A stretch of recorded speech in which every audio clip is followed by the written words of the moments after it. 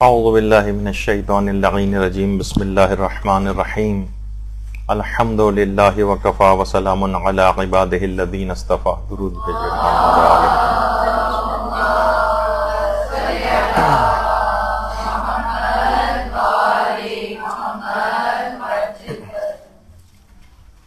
جیسا کہ پچھلی بار گفتگو نامکمل رہ گئی تھی کہ وہ کون کون سے عوامل ہیں، اعمال ہیں کہ جو کہ ہماری استقامت کو نقصان پہنچاتے ہیں، ہمارے ارادے کو قوی نہیں ہونے دیتے، اور یہاں تک بات پہنچی تھی کہ جب یہ موضوع مکمل ہو جائے گا آج، تو اس کے بعد استقامت اور ارادے کو قوی کرنے والے اعمال ویسے تو بہت زیادہ ہیں، لیکن اس میں سے تقریباً 25 کا انتخاب کر کے آپ کی خدمت میں پیش کیے جائیں گے، اور یہ اتنے بہترین اعمال ہیں کہ اس میں استقامت، ہر طرح کی استقامت آپ میں آتی، کوئی دنیاوی آپ کوئی مقصد اور ہدف کو اپنے بنائیں، اس میں استقامت چاہیں، اس میں ارادے کو مضبوط کرنا چاہیں، ان کے لیے بھی یہی اعمال ہیں۔ کوئی آخرت کے حوالے سے کوئی آپ کا ہدف اور مقصد ہو، کسی گناہ کو ترک کرنے کے حوالے سے کوئی ہدف اور مقصد ہو، اس میں بھی یہی چیزیں آپ کے کام آئیں گی۔ لیکن اس سے پہلے کچھ وہ عوامل ہم بیان کر رہے تھے کہ جو ارادے کو ہمارے مضبوط نہیں ہونے دیتے، پہلے ان کو مکمل کر دیں، پھر ان 25 پر آئیں گے۔ ان میں ایک ہے افراط و تفریط۔ ہمارے ساتھ ایک بہت بڑا مسئلہ یہ ہے کہ ہم نہ درمیانی راہ کو اختیار نہیں کرتے، نہ تو اسلام مکمل طور پر سستی کا قائل ہے، اور نہ غیر ضروری طور پر کوئی بہت ایکسٹریمزم کا قائل ہے، نہ کوئی غلو ہے نہ تقصیر ہے، حد اوسط پر انسان رہے۔ بعض اوقات لوگ تقویٰ ہے تو اتنا تقویٰ انہوں نے اختیار کر لیا جسے تقوی کا ہیضہ کہا جاتا ہے، چھوٹی چھوٹی چیزوں کے اوپر وہ آج خود عمل کرنے لگے ہیں تو وہ سوچتے ہیں کہ بس ہر لحاظ سے پورے معاشرے کو اس پر عمل کرنا چاہیے۔ تو ضروری نہیں ہے کہ لوگ سوچتے ہیں یا تو ہم بالکل کامل اور اکمل بن جائیں، ایسا استقامت ہو کہ کسی صورت ذرا سا بھی قدم ہمارے اب وہ نہیں ہونے چاہیے، اپنے تئیں اور بہت سی چیزوں میں ایسی سختی دکھاتے ہیں، ایسے مستحبات میں سختی دکھاتے ہیں کہ اسلام اس کا متقاضی نہیں ہوتا۔ جب پروردگار عالم نے اس کو آپشنل قرار دیا ہے تو آپ اتنی زور زبردستی کرنے والے کون ہیں؟ تو بعض اوقات اتنا افراط کا شکار ہو جاتی ہیں، اور کہیں بالکل تفریط، اتنے لاپرواہ ہوں گے کہ کسی طور پر بھی جو ہے چیزوں کو کنسیڈر نہیں کریں گے کہ اسلام نے ان کی اہمیت کا احساس دلایا۔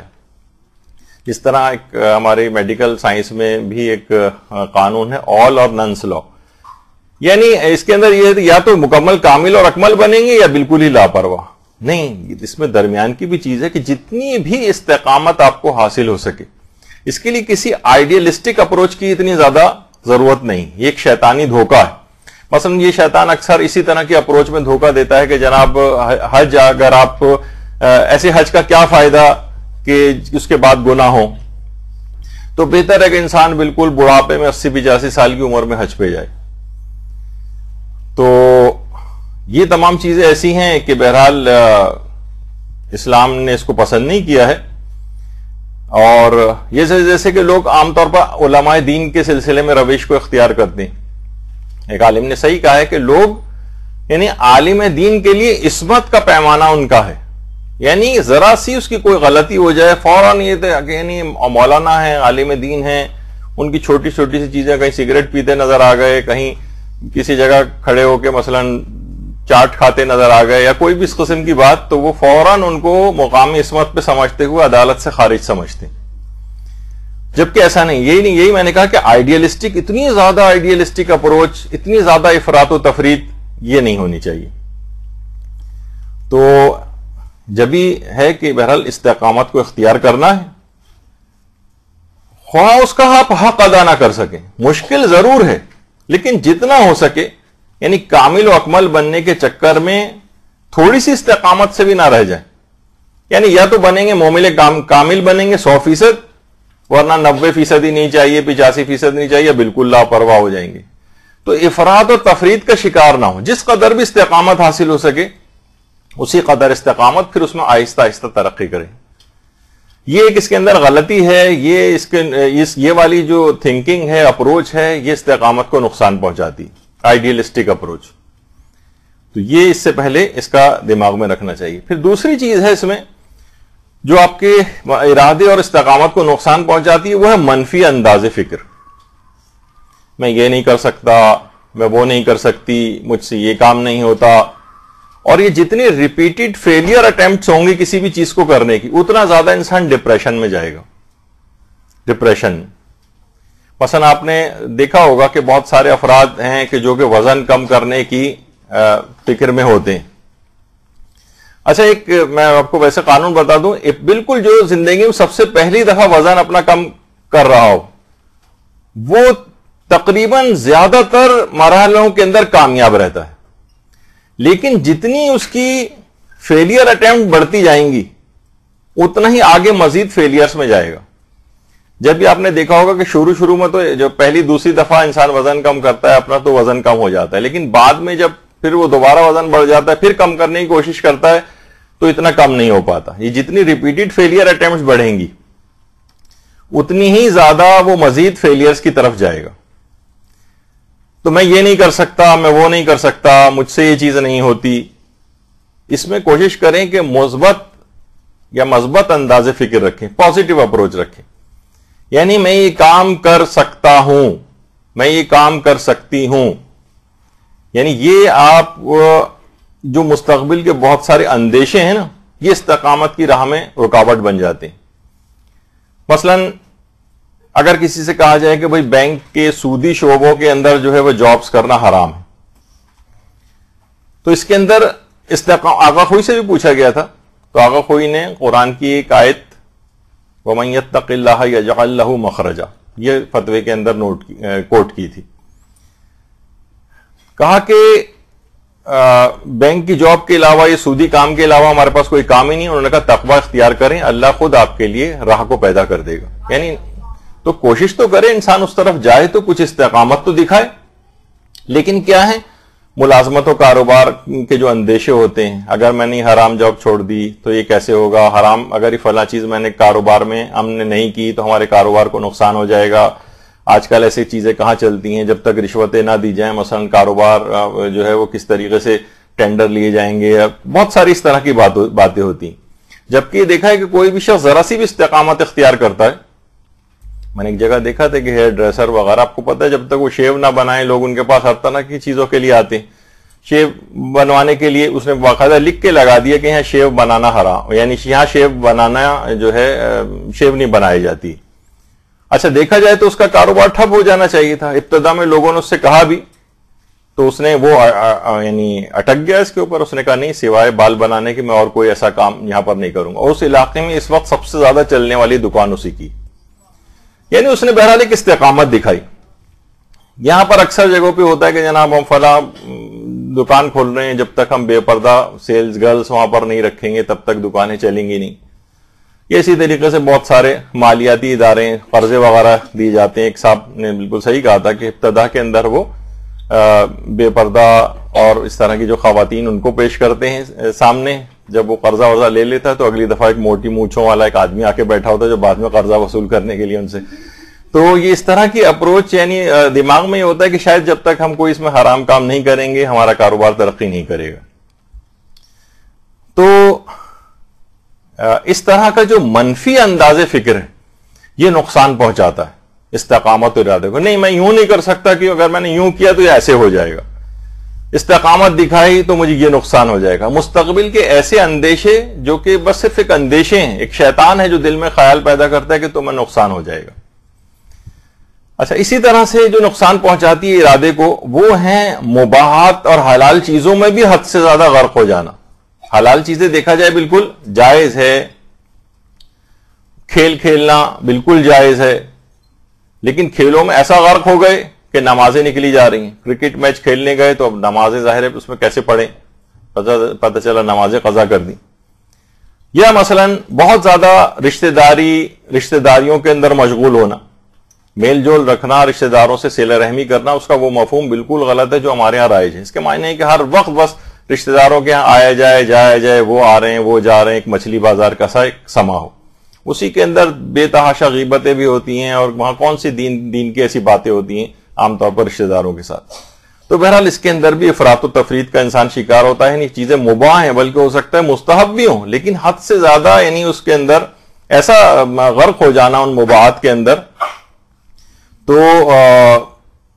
وہاں یہ نقصان ہوتا ہے. اور عام طور پہ میں ویسے بتاؤں ایک مشاہداتی ایک حقیقت ہے، عام طور پہ وہ خاندان کے جس کے اندر بہت ہی زیادہ رشتہ داروں کے ساتھ ملنا جلنا، یعنی افراط جس کو کہا جائے، روزانہ کی بنیاد پر یعنی 10 لوگ آ رہے ہیں تو 15 لوگ جا رہے ہیں، اور اس طرح سے ان کے گھروں میں بچے کبھی بھی صحیح طور پر پڑھ نہیں پاتے. یہ عام طور پر چیز دیکھی گئی ہے. وہ ٹھیک ہے، لوگ فوراً کہتے ہیں کہ بھائی رشتہ داروں سے تو بہت اچھا ہونا چاہیے اور سلوک، وہ اپنی جگہ پر ہے، اس کے لیے بعض اوقات ملنا بھی ضروری نہیں ہوتا ہے. صلہ رحمی کی اگر آپ واجب اور مستحب حدود وغیرہ دیکھیں تو اس کے اندر بہت ساری چیزیں ایسی ہیں جو آپ کے کلچر اور اس کے اندر آ گئی ہیں، اصلاً اسلام نے اس کا تقاضا نہیں کیا تھا.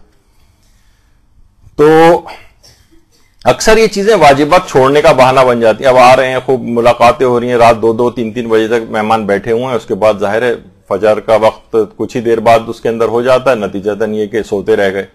تو اسلام اتنا زیادہ ان چیزوں کا یعنی اس مباحات کے اندر حد سے زیادہ غرق ہونا بھی، بہت ساری چیزیں آپ کے ٹاسک رہ جائیں گے، آپ کی استقامت نہیں آ پائے گی کیونکہ آپ مباحات کے اندر غرق ہو گئے. جیسے مثلاً رات کو دیر تک جاگنا، یہ حرام کا پیش خیمہ بن سکتا ہے. نماز فجر آپ کی قضا ہو سکتی، ساری استقامت دھری کی دھری رہ جائے گی. میل چول جتنا بات چیت کرنا یہ اگرچہ دیکھا جائے مباح ہے، لیکن اسی کے اندر غیبتیں بھی آ جائیں گی. یہ جھوٹ، غیبتیں، الزامات، ان کا پیش خیمہ بن جائے گا. ٹی وی اگر دیکھا جائے تو دیکھنا مباح ہے، لیکن کتنے فحش مناظر، موسیقی، اخلاق خراب کرنے والے ڈرامے، یعنی ایک مباحات کے اندر آپ زیادہ دیر بیٹھتے گئے، اس کے اوپر نتیجتاً کسی نہ کسی حرام میں مبتلا ہو جائیں گے. دیکھا جائے تو تعلیم حاصل کرنا ایک مباح چیز تھی، بلکہ ایک بہتر چیز تھی، لیکن مخلوط اداروں کے اندر حرام کا ایک پیش خیمہ بن جاتی ہیں یہی تعلیم. حتیٰ کہ مباحات تو چھوڑیے، بعض نیکیاں اور ثواب کے کام بھی اگر صحیح اسلامی طریقے سے انجام نہ دیے جائیں، وہ خود بھی ایک حرام کا پیش خیمہ بن جاتے ہیں. مثلاً عمرے کے اوپر لوگ جاتے ہیں، آپ کو پتا ہے آج کل عمرے پہ جانے کا ٹرینڈ ہو گیا، فلاں جگہ گھومنے جا رہے ہیں، واپسی پہ عمرہ کرتے ہوئے آ گئے، کنیکٹنگ فلائٹ لی عمرہ کرتے ہوئے آ گئے، اور مسائل معلوم ہوتے نہیں. تو ایک ویسی بیچ میں ضمناً چیز آ رہی ہے تو اس کا میں ذکر کر دیتا ہوں کہ دیکھیے اگر حج کا احرام اگر کوئی شخص باندھے اور حج اس کا باطل ہو جائے کسی بھی وجہ سے، تو حج کا احرام ذی الحجہ کی آخری تاریخ تک اس کا رہے گا، پھر حج کا احرام خود بخود اتر جائے گا اس کا. لیکن عمرہ اگر ایک دفعہ آپ نے عمرہ کر کے تلبیہ پڑھ دیا، احرام کی نیت کر لی اور تلبیہ پڑھ دیا آپ نے، تو عمرہ جب تک صحیح طور پر انجام نہ پا جائے تب تک اس کا احرام نہیں اترتا.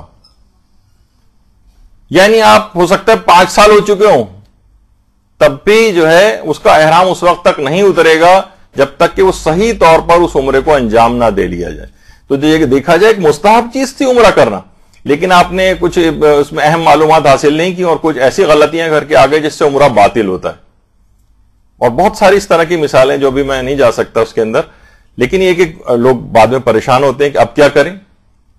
تو اس کے بعد کے پروسیجر ہوتے ہیں کہ جب تک آپ یا تو کسی کو خود جائیں یا کسی کو نائب بنا کے بھیجیں، اور جب تک وہ صحیح عمرہ ادا نہ ہو جائے تب تک ان کا احرام اور اس کی پابندیاں ویسے ہی چلتی رہیں گی.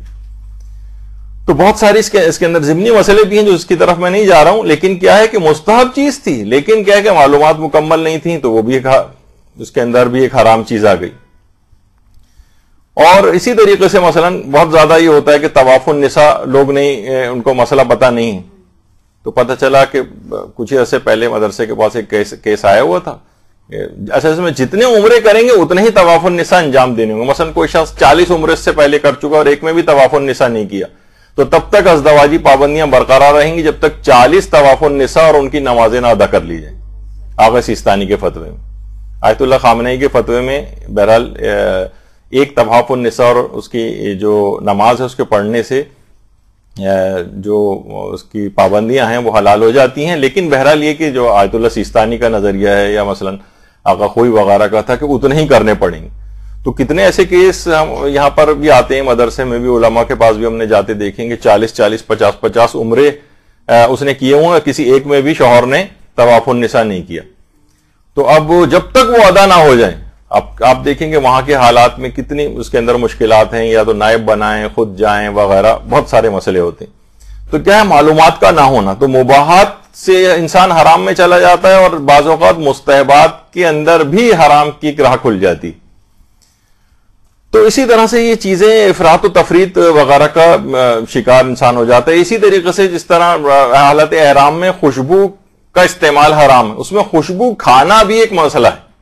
خوشبو کھانے سے بھی جو ہے وہ کفارہ واجب ہو جاتا ہے. ایک صاحب تھے وہاں پہ حج پہ, انہوں نے پتہ چلا 70-75 ان کے اوپر کفارے یعنی بکروں کے جو ہے ان کے اوپر آ گئے تھے, کیونکہ انہوں نے تقریباً 70-75 خوشبو والے پان مثلا کھائے تھے. اس کے اندر بھی کچھ مسئلے ہیں ضمنی, لیکن میں اس لحاظ سے بتا رہا ہوں کہ کچھ افراد ہیں جن کے اوپر لا علمی میں کیا ہو تو ان پر سے کفارہ معاف ہوتا ہے, کچھ کو علم ہونے کے بعد وہ بھول جائیں, کچھ ہو تو پھر ان کے اوپر کفارہ رہتا ہے. اس کے الگ ضمنی مسئلے ہیں, لیکن ان کی جو کیٹیگری تھی بہرحال یہ کہ کوئی خوشبو والا پان, تو 70-75 بکروں کے کفارے ان کے اوپر آ گئے تھے.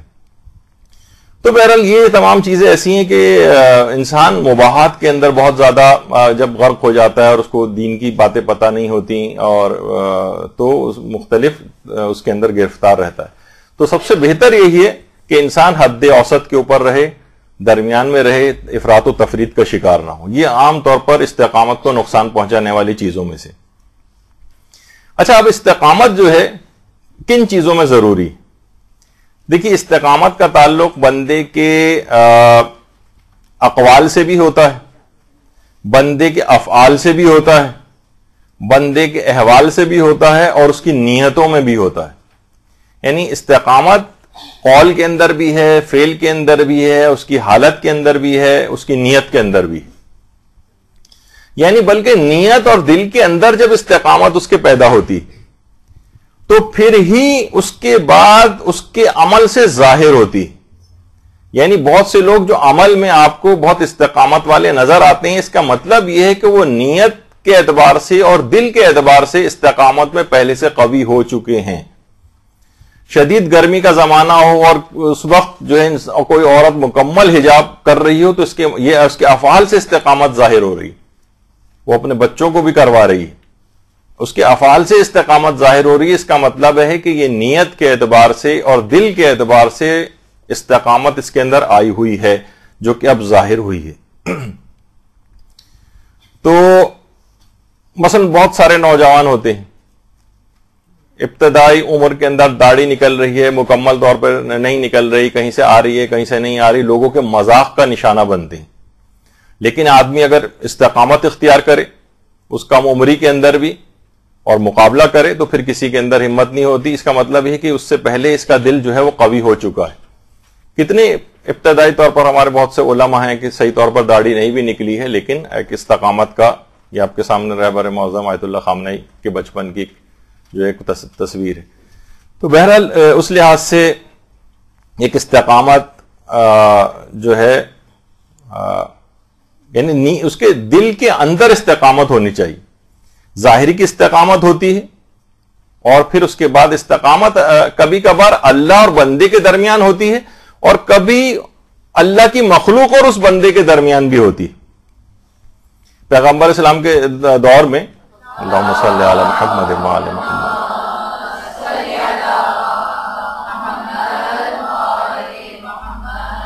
ایک عورت کا انتقال ہوا, اور تو لوگوں نے کہا کہ یا رسول اللہ, وہ دن میں روزے رکھا کرتی تھی, راتوں میں عبادت کیا کرتی تھی, صدقہ و خیرات بہت کرتی تھی, لیکن ہمسایوں کو تکلیف پہنچاتی تھی. پیغمبر نے کہا اس میں کوئی خیر نہیں ہے, یا فی النار, وہ جہنم میں گئی.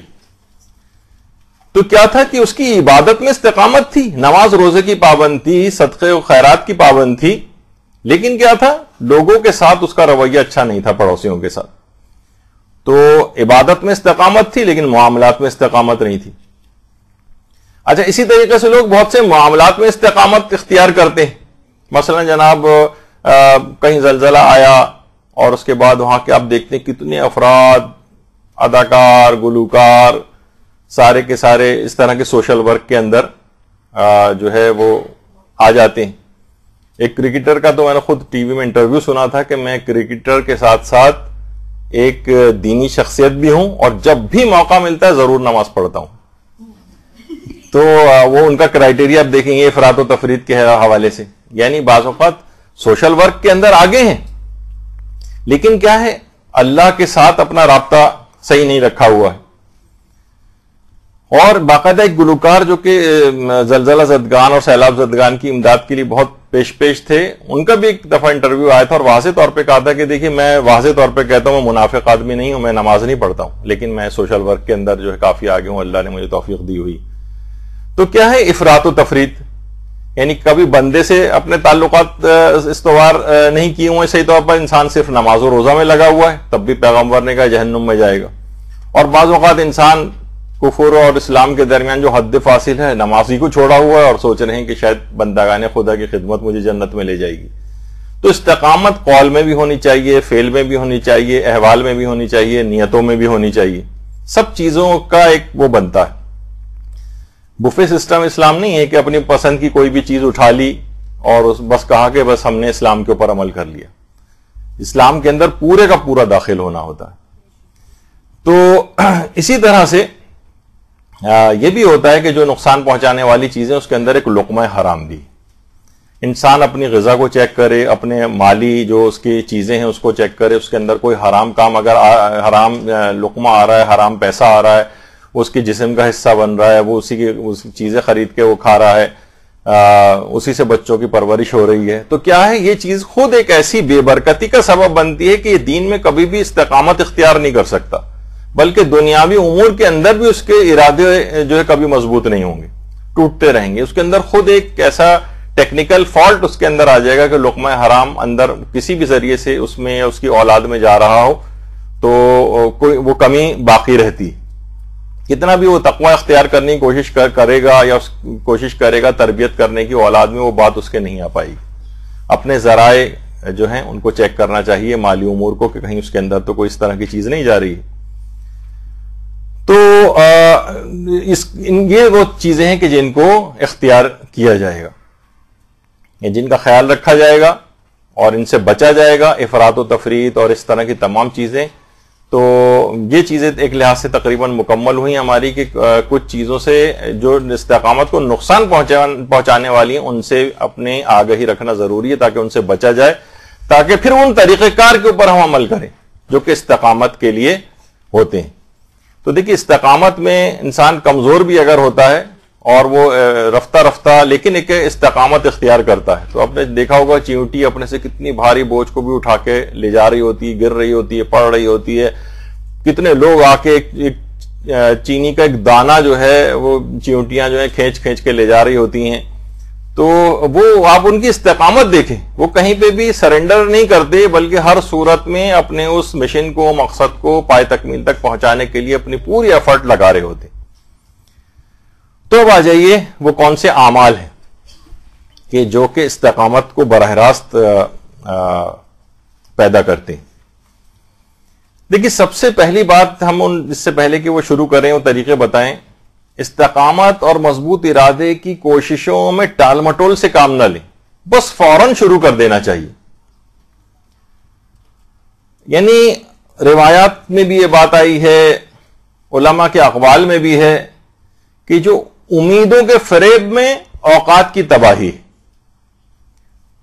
یعنی وقت آپ کا عمر گزرتی جا رہی ہے اور ٹال مٹول میں کر لوں گی کچھ دن بعد کر لوں گی, یہ نہیں بلکہ فوراً مضبوط ارادے کے ساتھ استقامت والے اور مضبوط ارادے کے جو عمل ہیں فوراً شروع کر دینے چاہیے.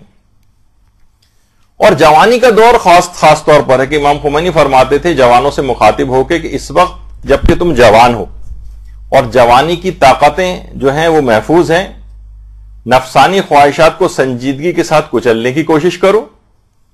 اور توبہ کی بہار جوانی کے ایام ہے, اس دوران گناہوں کا بوجھ ہلکا, دل کی کدورت اور باطنی ظلمت کم ہوتی ہے اور توبہ کی شرائط سہل اور آسان ہوتی ہیں.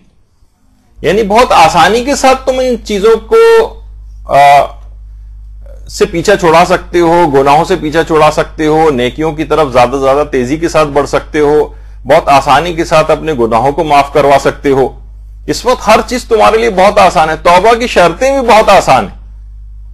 اور استقامت یعنی یہ وہ ٹائم ہے کہ جس میں تم اب وقت ضائع نہ کرو اور اس میں لگ جاؤ، اور بڑھاپے کا انتظار نہ کرو ان کاموں کے لیے. تو استقامت کو حاصل کرنے کے لیے اب ان طریقہ کار کا انتخاب کر لینا چاہیے. اور وہ کیا ہے؟ سب سے پہلی چیز ہے کہ آپ کو ہدف زندگی کا تعین کرنا چاہیے. بے مقصد زندگی، جانوروں والی زندگی، اور یا فقط اور فقط دنیاوی ہدف کی کامیابی. مثلا کسی کا بس صرف ہدف یہ کہ میں ڈاکٹر بن جاؤں، کسی کا ہدف ہے انجینئر بن جاؤں، کوئی چارٹرڈ اکاؤنٹنٹ بن جاؤں، بزنس مین بن جاؤں. شہید دستغیب شیرازی فرماتے تھے کہ بس پیٹ اس وجہ سے بھر رہے ہیں کہ اسے دوبارہ خالی کرنا ہے، اور خالی کرنے کے بعد دوبارہ بھرنا ہے. بس صرف یہی، یعنی بس وہی جانوروں والی زندگی، بے مقصد بے ہدف زندگی. ہدف زندگی کا تعین کریں. اور ہدف سے مراد فقط یہ نہیں ہے کہ صرف اور صرف بس کوئی دنیاوی ہدف کا میں یہ فلاں چیز بن جاؤں. یہ کوئی اصلاً دیکھا جائے کوئی ہدف نہیں. میں نے کتنے ہی ایسے دیکھے ہیں افراد قبرستان کے اندر ان کتبے لگے ہوئے ہیں، حتیٰ کہ ان کے جو کتبے ہیں ان کے اوپر اسپیشلائزیشن کی ڈگریاں تک لکھی دیکھی ہیں میں نے. فلاں FRCS FCPS اور کون کون سی ڈگریاں جو ہیں اس کے اوپر لکھی ہوتی ہیں. لیکن کیا ہے، آج وہ چیز ان کے کوئی کام آ رہی ہوگی؟ وہ صرف وہ جو آخرت کے لیے ان کی جو نیتیں تھیں، جو انہوں نے کوئی خدمت انجام دی تھی، ایک لحاظ سے وہ تھی، لیکن زیادہ تر کی وہ نیت ہم نہیں دیکھتے ہیں. تو صرف فقط ایک دنیاوی ہدف کے لیے کہ انسان اسپیشلسٹ بننے کے لیے کتنی تگ و دو کرتا ہے، کتنی مشکلات سے گزرتا ہے، پھر وہ آپ کو کچھ اس کی حالت کو بہتر نظر آتی. تو صرف یہ ہدف نہیں ہو، بلکہ ایک دینی ہدف بھی دماغ کے اندر ہونا چاہیے.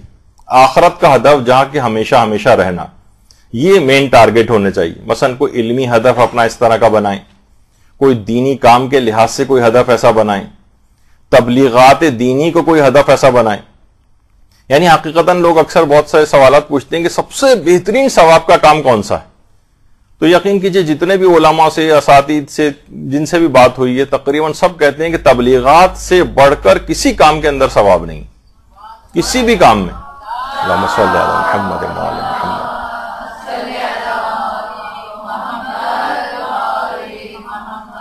اور واقعتاً کتنے رول ماڈل ہمارے سامنے، خود ہمارے استاد محترم، ویسے تو کتنے سارے اور علماء کی بھی ہیں، ان کا نام نہیں، لیکن جو ہم نے براہ راست جن کو دیکھا ہے، عرصے دراز سے 30-35 سال سے ان کو جو ہے وہ دیکھتے آ رہے ہیں. انتھک محنت. اب تو تقریباً پوری دنیا کے اندر جس اعتبار سے جا کر تبلیغ کرنے کا کام ہے، اتنی مصروفیت کی شاید ہی سال میں ایک آدھ مہینہ صرف اپنے گھر کے اندر گزارتے ہیں، باقی پورے وقت جو ہے وہ سفر کے اندر رہتے ہیں. اور ایک واقعتاً ایک دیکھ کے ان کو ایک وہ ہوتا ہے، تقویت پہنچتی ہے، سامنے ایک رول ماڈل ہوتا ہے استقامت کے لحاظ سے کہ ہم تو کچھ بھی نہیں کر رہے ان کے مقابلے میں. تو ایک تبلیغات کا اب انہوں نے ایک ہدف بنایا ہے، ہدف زندگی. کون سی چیز ہے مثلا جس میں کوئی کمی رہ گئی ہے؟ دنیا جہان کے لوگ مثلا ٹائم بھی لے رہے ہوتے ہیں، ان سے ایک خدمت بھی ہو رہی ہے، دنیا کی بھی تمام اچیومنٹ حاصل. یعنی ایسا نہیں ہے کہ، بلکہ وہ لوگ عام افراد اور ان کی نسبت زیادہ جو ہے وہ دنیا کے اندر بھی بہتر نظر آ رہے ہوتے ہیں. اللہ کی طرف سے ایک برکت آتی. کتنے افراد ایسے ہیں جنہوں نے باقاعدہ ہدف زندگی ایک بنایا اور اس کے پیچھے لگ گئے. جیسے مرحوم آغا اصغر، ان کا میں اکثر یعنی حقیقتاً انتقال ہو گیا ہے اب تو، لیکن پوری زندگی آپ دیکھتے ہیں کہ مردوں کو غسل دینا، کفن پہنانا. کتنے اندرون سندھ اور بہت سارے علاقے ایسے ہیں کہ جہاں کوئی شیعہ اعتبار سے کفن دینے والا، غسل دینے والا نہیں، اور غیر شیعہ طریقے سے ہی لوگوں کو وہاں کے غسل اور کفن دفن جو ہے کر دیا جاتا. انہوں نے اس کا بیڑا اٹھایا اور باقاعدہ ایک ادارہ بنایا. کتنی ان کو مشکلات آئیں، اتنی زیادہ مشکلات ان کو آئیں، لیکن کیا ہے کہ بہرحال ایک ہدف انہوں نے بنایا اور باقاعدہ اس کی ویڈیوز بنائیں، اور ایسے جلے ہوئے اور مختلف حادثات کے اندر کٹے ہوئے ان کو غسل دینا. یہ کوئی عام اور معمولی اور ویسا کام نہیں، اور خاص طور پہ ایک آدمی جو کہ یعنی ایک شہری علاقے کا کوئی آدمی ہو، اور پہلے سے معاشرے کے اندر اس کا ایک اسٹیٹس ہو، وہ اس کام کو شروع کر دے. لیکن کیا ہے، انہوں نے ایک مقصد اور مشن بنا لیا کہ مجھے یہ والا کام کرنا ہے، اور اس کے پیچھے لگ گئے. یہاں تک ملتا ہے روایات میں ایک دفعہ انسان غسل دے دیتا ہے تو اس طرح سے پاک و پاکیزہ ہو جاتا ہے جیسے بطن مادر سے ابھی پاک ہو کے نکلا. اللہم صلی علی محمد وعلی محمد.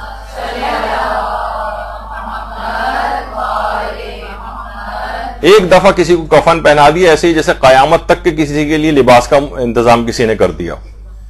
تو اس طرح کے اپنے جو ہوتے ہیں، ترجیحات ہوتی ہیں، اپنا ایک ذوق ہوتا ہے، اس کے مطابق بھی انسان جو ہے اس کو اپنا ہدف زندگی بنائے. کتنے ایسے ہیں کتابوں کے تراجم، بہت سے علماء ہیں تقریر کے میدان میں آگے نہیں ہوتے لیکن ہدف زندگی میں کتابوں کے ترجمے کروں گا.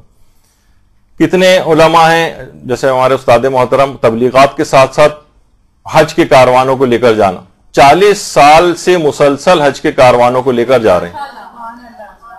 درود بھیجیے محمد وعلی محمد.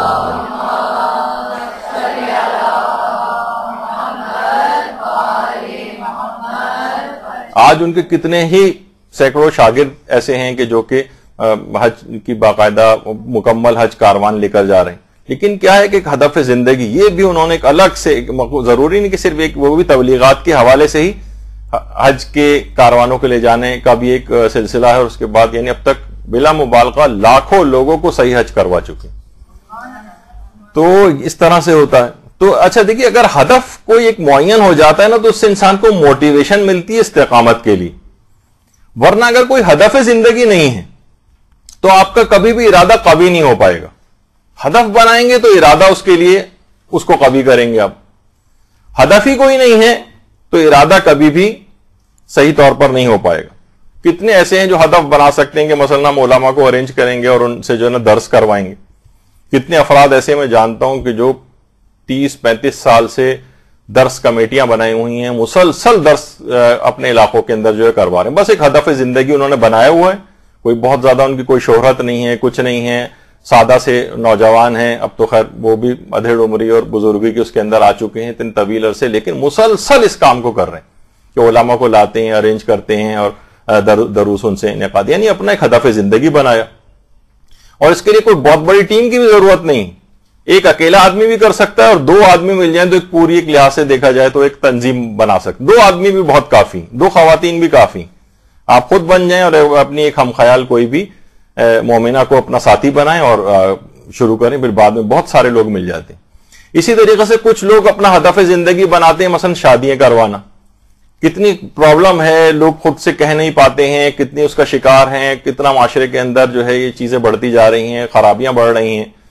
تو اس کے اندر کچھ ایسے افراد کے جو کہ غیر جانبدار افراد ہوں اور وہ اس سلسلے میں آگے بڑھیں، ایک زندگی کا ایک مقصد بنائیں، کچھ جن کے ذوق اس طرح کے ہوں، ملنا جلنا ہوتا ہے اور معاشرے کے اندر ایک اسٹیٹس ہوتا ہے، ان کی بات ایک سے ہوتی ہے معاشرے کے اندر، وہی والا کام کریں.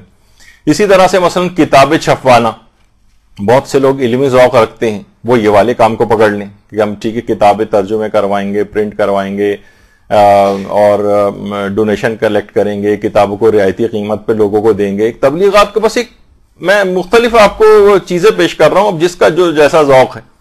کچھ ہیں وہ مثلا قرآن کو پڑھانے کے اعتبار سے قرآن کی کوئی خدمت اپنے ذمے لے لیں، بچوں کے قرآن کا انتظام کرنا، علاقوں کے اندر قرآن کو پڑھوانا. اب تو اسکائپ سروس کا وہ ہو گئی ہے شروع، آپ لوگوں کو ارینج کریں، کوئی گروپ بنا لیں.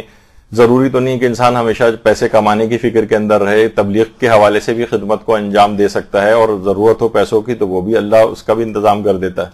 لیکن کچھ تو تبلیغات کے کوئی ہدف زندگی تو ہو، کوئی مقصد زندگی تو ہو کہ کیا کرنا ہے ہم.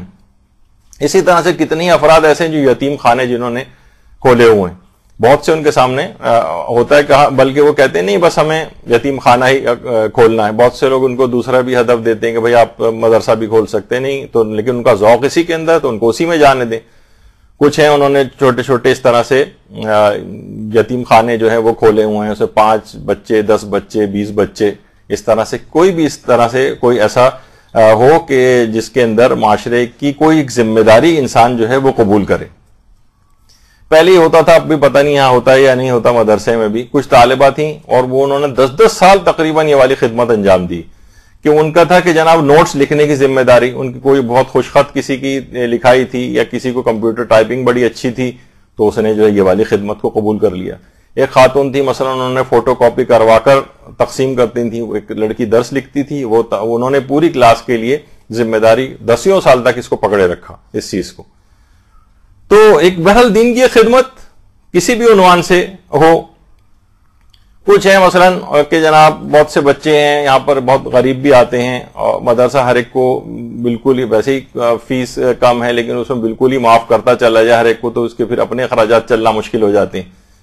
تو جناب 5 بچوں کی فیس کسی نے اپنا ہدف یہ بنا لیا، کچھ نے کہا کہ ہم 1-2 اساتذہ کی فیس جو ہے وہ دے دیتے ہیں. ضرور میں یہ نہیں کہہ رہا کہ اب یہ بہت سی چیزیں جب یہ بیان ہوتی ہیں تو فوراً یہ ہوتا ہے کہ اچھا یہ کوئی اپنا کوئی جال پھینک رہے ہیں، معاذ اللہ، ایسا کچھ نہیں. آپ کسی بھی جگہ آپ کو ایک عمومی ایک تھنکنگ دی جا رہی ہے کہ جب تبلیغات کے حوالے سے ہیں تو کتنے ایسے مساجد ہیں، ادارے ہیں، امام بارگاہیں ہیں، بجلی گیس پانی کے جو بل ہیں ان کے آتے ہیں، کرایہ وغیرہ کا مسئلہ ہوتا ہے، جنریٹر ہے، اس کا پیٹرول ڈیزل، چھوٹی چھوٹی اتنی ساری مد اس کے اندر موجود ہوتی ہے کہ وہ جس کے اندر بے پناہ خرچے ہوتے ہیں.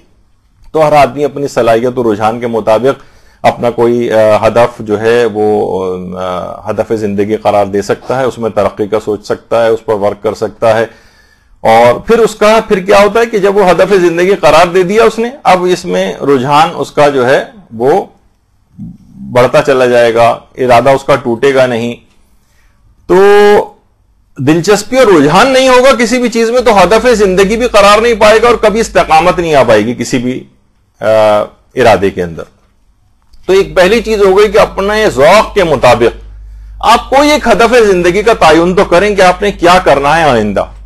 اچھا ضروری نہیں کہ ایک ہی ہو، متعدد بھی ہدف اپنے انسان بنا سکتا ہے کہ میں یہ بھی کروں گی، یہ بھی کروں گی، یہ بھی کروں گی، لیکن بہت زیادہ آئیڈیلسٹک اپروچ نہیں. جو اپنے خاص ذوق ہے اس کے مطابق ہر آدمی علم کا کام نہیں کر سکتا، وہ سوشل ورک کر سکتا ہے. ہر آدمی سوشل ورک نہیں کر سکتا، کوئی گھر میں بیٹھنے والا کوئی ایسا کام کر سکتا ہے. وہ اپنے مطابق دیکھیں. میں نے کتنے ایسے رشتہ داروں کے اندر افراد جو ہیں وہ دیکھے ہیں، معاشرے کے اندر دیکھیں. مثلا آپ نے دیکھا ہوگا کہ کوئی بھی گھر میں تقریب ہوتی ہے، مجلس ہوتی ہے، شادیاں ہوتی ہیں، دیکھ پر بیٹھنے والا کچھ افراد مستقل طور پر ہوتے ہیں جنہوں نے اس کام کو پکڑا ہوتا ہے. یہ بھی کوئی آسان کام نہیں، لیکن کیا ہے انہوں نے بہرحال اپنا ان کا ایک ذوق ہے، اس کے مطابق اس میں خوشی محسوس کرتے ہیں، اس کو خود سے اس ذمہ داری کو لے لیتے ہیں، آگے بڑھ جاتے ہیں. تو اسی طرح سے انسان اپنے کوئی سا بھی ایک مقصد زندگی، یہ تو خیر مقصد زندگی نہیں ہے دیکھ پہ بیٹھنا، لیکن میں ویسے کہہ رہا ہوں کہ آپ کو اس سے بڑا آپ کہیں گے یہ تو بڑا اچھا ہے، یہ ہم بھی یہ قرار دے دیتے ہیں. تو ایک تو ہے کہ ہدف زندگی کا تعین پہلی چیز ہے. جب یہ آپ کر لیں گے آپ دیکھیں گے پھر استقامت آئے گی آپ میں. ورنہ بے مقصد اور کسی سے پوچھا جائے آپ کی زندگی کا مقصد کیا ہے تو ہکا بکا رہ جائیں کہ ہمارے دماغ میں تو ہے ہی نہیں کہ کیا ہے، بس ہم ویسے گزر رہے ہیں، شادیاں ہوں گی، بچے ہوں گے، بس اس کے اندر لگے رہیں گے یہاں تک کہ پھر قبرستان پہنچ جائیں گے. یعنی کوئی ہدف زندگی اس لیے تو کافر منافق سب اسی طرح سے زندگی گزارے، ان کا بھی یہی طریقہ کار ہوتا ہے. اچھا اس کے بعد دوسری چیز یہی جب آپ ہدف زندگی کا تعین کر لیں پھر یعنی استقامت کے لیے، پھر آپ اس ہدف کے لیے اس کے فضائل اور فوائد کی معرفت حاصل کریں. جتنی آپ اپنے ہدف کے فضائل کی معرفت حاصل کریں گے، جتنی اس کے فوائد آپ کو پتا ہوں گے، اسی قدر آپ کے اندر موٹیویشن آئے گا اور اسی قدر استقامت آئے گی، اسی قدر مضبوطی آئے گی، ارادہ اسی قدر قوی ہوگا. مثلا کسی کو سوشل ورک کرنا، لوگوں کی جو ہے مومنین کی امداد کرنا، اس کے جب وہ احادیث آپ کا مطالعہ کریں گی، اس میں مجتہدین کے فتاوے آپ دیکھیں گی. باقاعدہ کسی نوجوان نے آیت اللہ سیستانی سے نصیحت کی بات پوچھی تھی. باقاعدہ انہوں نے فتوے میں اس کو کہا تھا ایک تو تم گناہ کوئی نہ کرو اور دوسرا مومنین کی امداد سے اپنے ہاتھ کو کبھی نہ ہٹانا. یعنی ایک لائن کے اندر ان 2 برابر کے وزن کی ایک لحاظ سے چیزیں انہوں نے لکھی. تو اچھا اب یہ جتنی ان چیزوں کی معرفت حاصل کر اسے پتا چلے گا کہ جناب یہ سوشل ورک کرنے کا، لوگوں کی امداد کرنے کا کتنا زیادہ فائدہ ہے، اس کا کتنا زیادہ اس کا ثواب ہے.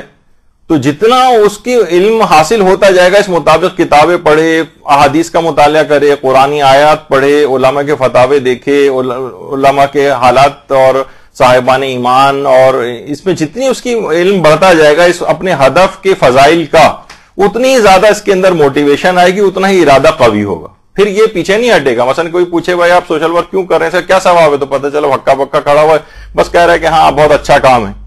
نہیں, اس کو فائدہ پتا ہونا چاہیے کیا ہے, کیا بتایا گیا احادیث کے اندر, کیا ثواب ملے گا تمہیں, تمہارا کیا درجہ ہوگا آخرت کے اندر, پھر اس کے بعد یہ اس کے اندر ایک مضبوطی آئے گی. مثلا کوئی شخص اگر کہے کہ جناب علم دین مجھے حاصل کرنا ہے, علم حاصل کرنا ہے, تو اس کے مقابلے میں دیکھو اگرچہ مال و دولت اتنی کم, تو اس کے مقابلے میں اتنا زیادہ ہو سکتا ہے حاصل نہ کر سکو جس طرح لوگ دنیا کے پیچھے بھاگ کر حاصل کرتے ہیں. لیکن کیا ہے, جب وہ علم کی باقاعدہ معرفت حاصل کر لے گا کہ اتنے زیادہ اس کے فضائل ہیں, آخرت میں نامہ اعمال کا پلہ کس قدر میرا بھاری ہو جائے گا, میں آخرت میں کتنا زیادہ اس سے یعنی نجات اخروی کو حاصل کروں گا, جنت کا حصول میرے لیے کتنا آسان ہو جائے گا, مکمل اس کی معرفت حاصل کرتا جائے گا, تو کیا ہوگا, اب اس کا اتنا ہی موٹیویشن بڑھے گا. پھر وہ خاطر میں نہیں لے گا دنیا کچھ کم بھی حاصل ہو جائے تو کوئی بات نہیں, میں گزارا کر لوں گا. لیکن کیا ہے, اس کا اتنا ہی زیادہ موٹیویشن اس میں پیدا ہوگی. اب کوئی شخص مثلا نماز شب کے لیے اگر بیدار رہ کے رات کو اٹھ کے اس وقت تک نماز شب نہیں پڑھے گا جب تک کہ وہ نماز شب کے فضائل کی معرفت حاصل نہیں کر لے گا. احادیث کا مطالعہ کرے, دیکھے کیا بتایا گیا ہے, کیا مقامات بتائے گئے, پھر اسے احساس ہوگا کہ واقعی نماز شب پڑھنی چاہیے. اور کیونکہ دماغی طور پر اتنا ہی قائل ہو جائے گا, اب اس کے لیے اٹھنا آسان ہو جائے گا. یعنی ہدف کے فضائل کی معرفت.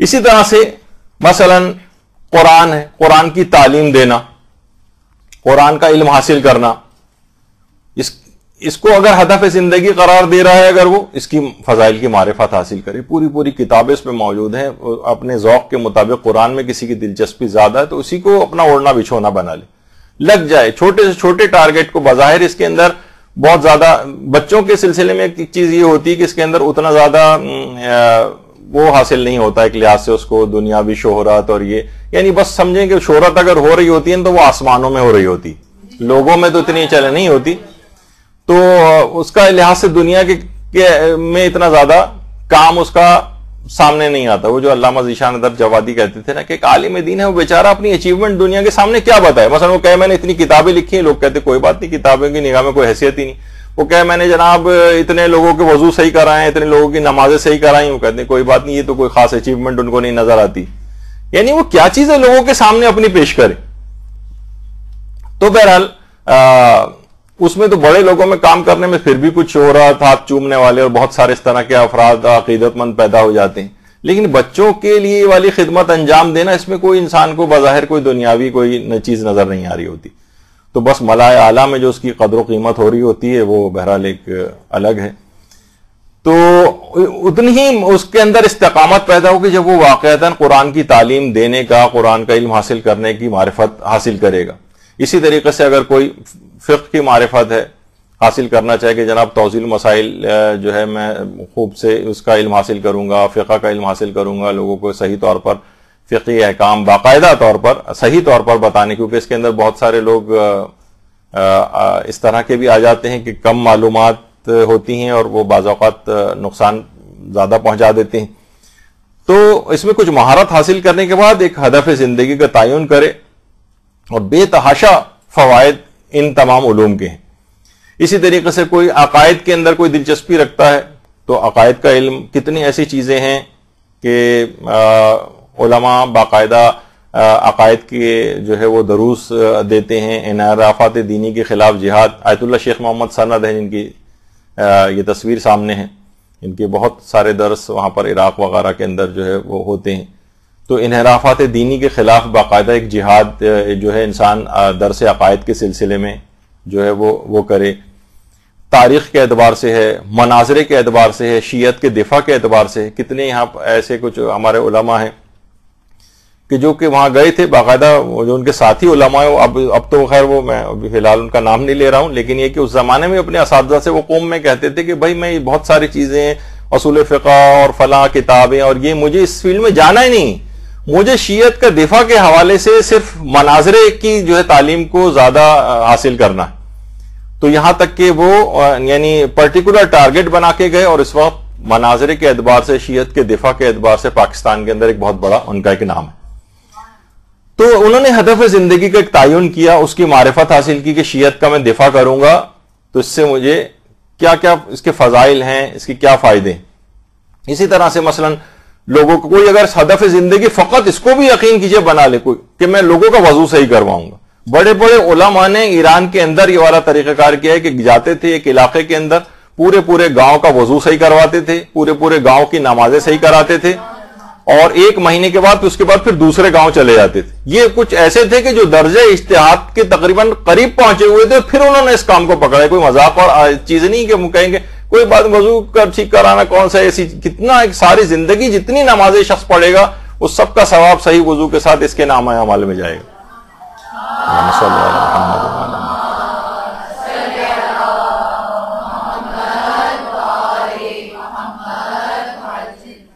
اسی طرح سے لوگوں کی نمازیں کوئی صحیح کروا دے، لوگوں کی قرأت نماز صحیح کرا دے.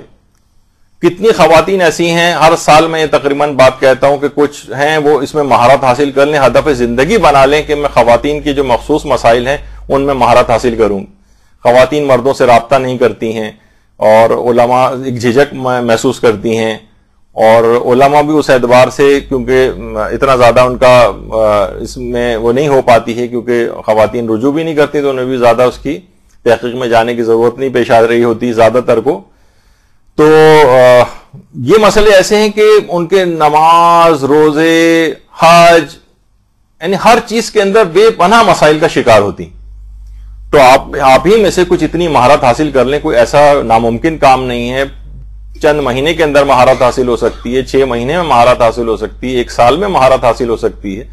باقاعدہ اس کو اپنا وہ ہدف زندگی بنا لیں کہ میں یہ کام سیکھوں گی، اور اس کے بعد مختلف مدارس میں باقاعدہ آپ کو کنسلٹنٹ کے طور پر بلایا جائے گا کہ آئیے آپ آ کے یہاں پر وہ فلاں خواہر جو ہیں وہ ان احکام کی بڑی ماہر، پورے کراچی، پاکستان، اوورسیز بلکہ آپ کے پاس فون کال آئیں گی اتنے زیادہ اس کے اندر. یہ فیلڈ بالکل خالی پڑی ہوئی، بالکل خالی ہے.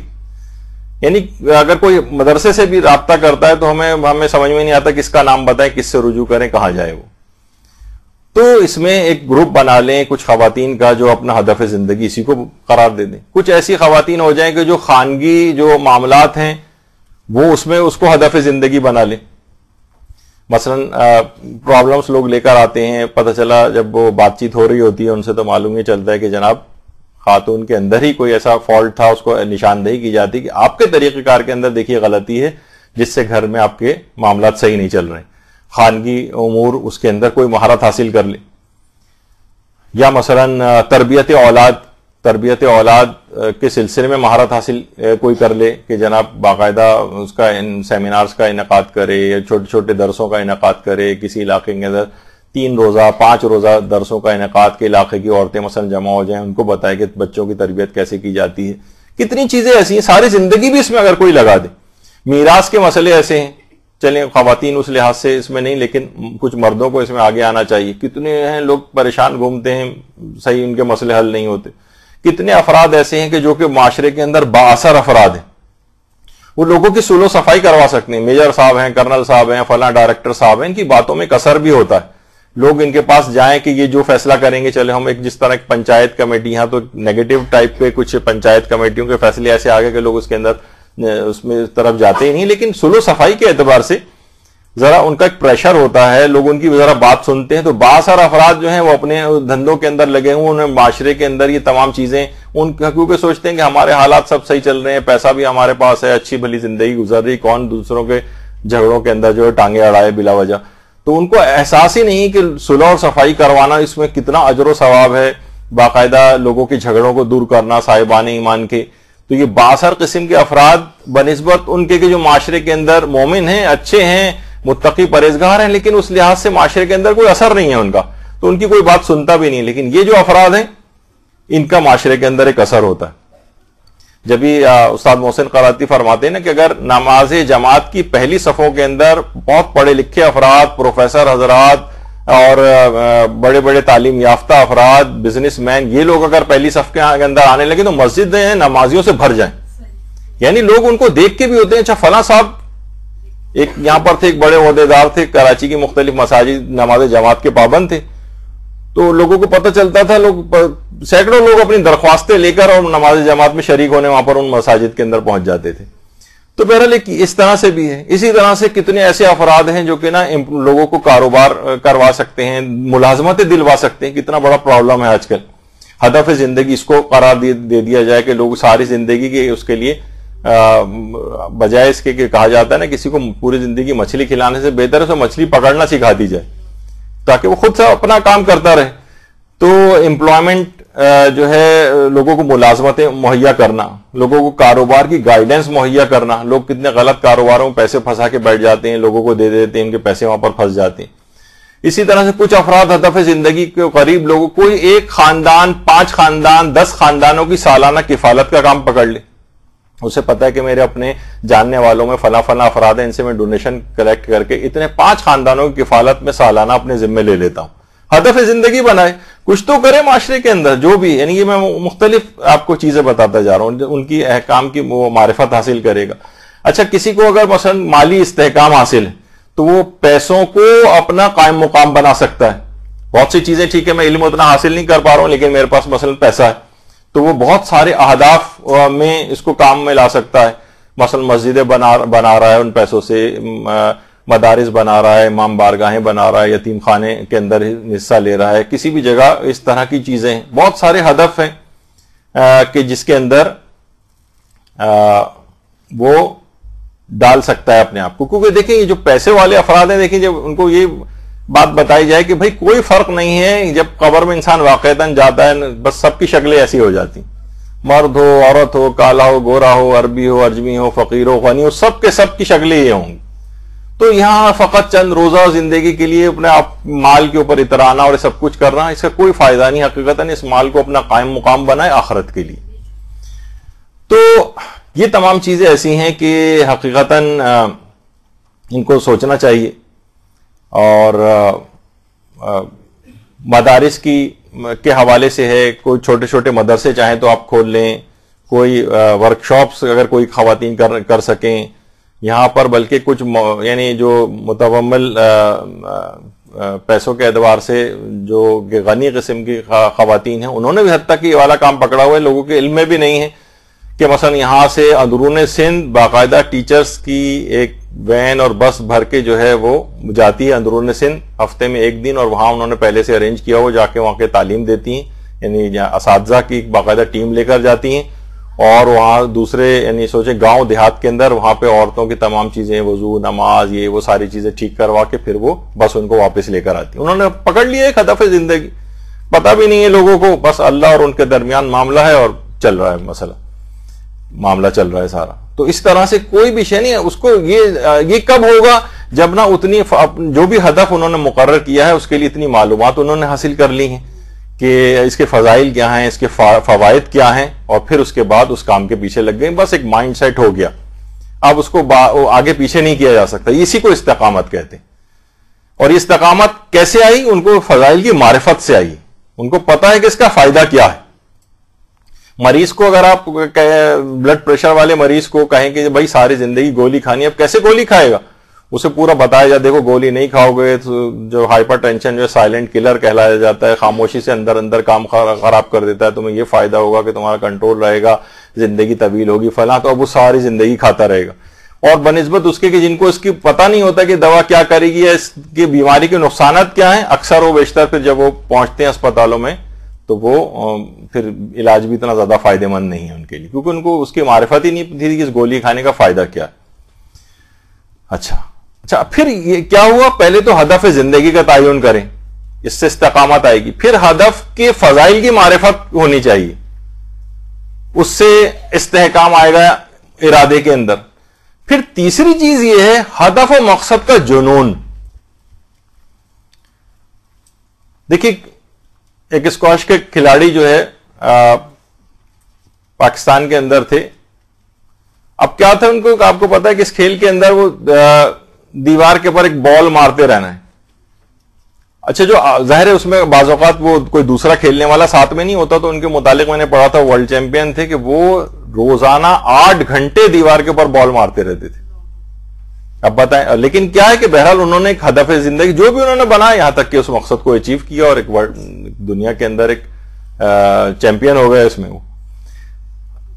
ایک ہاکی کے کھلاڑی کے متعلق کسی نے بتایا کہ جو بہت ہی اس وقت پاکستان کے جو ایک لحاظ سے نمبر 1 ہاکی پلیئر ان کو کہا جاتا ہے کہ ان کے وہ لوگ بتاتے ہیں گراؤنڈ میں جس وقت سارے لڑکے آتے تھے یہ 2 گھنٹہ پہلے اکیلا شخص آ جاتا اور اکیلا ہاکی کھیلتا رہتا تھا. یعنی میں وہ بتا رہا ہوں کہ ہدف و مقصد کا جب تک جنون پیدا نہیں ہوگا نا, جب تک کوئی بڑا مقام حاصل نہیں ہو سکتا. علامہ امینی دینی اعتبار سے دیکھیں صاحب الغدیر جنہوں نے کتاب لکھی اور کتنے ہی سال انہوں نے اس کتاب کو لکھنے میں انڈیا کی جو لائبریریاں ہیں وہاں کا سفر کیا تھا. صبح کو جاتے تھے تو پورا وقت اس لوگوں نے جب یہ وہاں سے واپس آئے انڈیا سے تو پوچھا کہ انڈیا کا موسم کیسا تھا, تو کہنے لگے مجھے تو پتہ نہیں انڈیا کا موسم کیسا تھا, میں تو صبح سویرے نکل جاتا تھا منہ اندھیرے اور رات گئے وہاں سے واپس آتا تھا, مجھے پتہ ہی نہیں. یہ کیا ہے پھر اس کے نتیجے میں کیا ہوا, ایک ایسی کتاب لکھی کہ آج تک عالم اسلام میں الغدیر جیسی کتاب کوئی اس موضوع پہ لکھی نہیں گئی. اللہم صلی اللہ علیہ وسلم.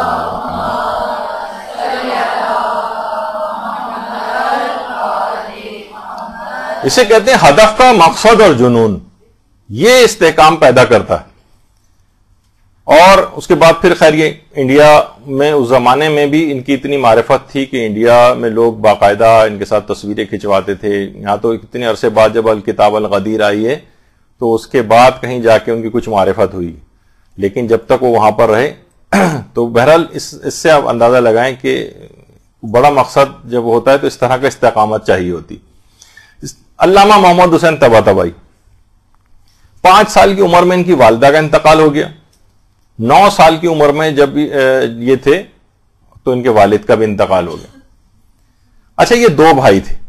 دوسرے بھائی آیت اللہ حسن الہی طباطبائی, یہ لوگ تبریز میں تھے اور زرعی زمینیں وغیرہ کچھ ان کی تھیں. ان کو چھوڑ کر یہ دونوں بھائی جو ہیں علم دین حاصل کرنے نجف کی طرف چلے گئے. اچھا لیکن تنگ دستی کا ایک دور تھا اور خاندان بھی تھا جن کو پالنا تھا اس لحاظ سے, تو بہت مجبوری کی حالت میں نجف سے یہ دونوں بھائی واپس ایران آ گئے اور واپس ایران آ کر 10 سال تک کھیتی باڑی کرتے رہے. لیکن کیا تھا کہ وہ ہدف کا جو مقصد اور جنون تھا وہ ان کو چین نہیں لینے دے رہا تھا, یہاں تک کہ دونوں بھائی دوبارہ چھوڑ کر اور نجف چلے گئے اور اس کے بعد ان کتنے بڑے فلسفی اور کتنے بڑے عالم بن کر وہاں سے واپس آئے.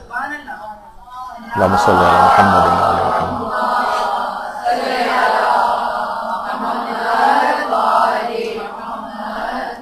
کہ آیت اللہ محمد حسین طباطبائی نے دیگر کاموں کے ساتھ تفسیر المیزان لکھی جو اس وقت عالم اسلام کی نمبر 1 تفسیر کہی جاتی, اور ان کے بھائی حسن الہی طباطبائی یہ بھی بہت بڑے فلسفی تھے, بلکہ ان کو بہت سے علماء آیت اللہ محمد حسین طباطبائی سے بھی بڑا فلسفی قرار دیتے ہیں حسن الہی کو. تو ہدف کا مقصد اور جنون, اور پھر دوبارہ ان کا تذکرہ میں لے کر آؤں گا آغا اصغر کا مرحوم کا. یعنی انہوں نے خود مجھے یہ بات بتائی تھی کہ جب سے میں نے اس کام کو ایک مشن کے طور پر اس کو اکثر و بیشتر وہ آنسوؤں کے ساتھ رونے لگتے تھے.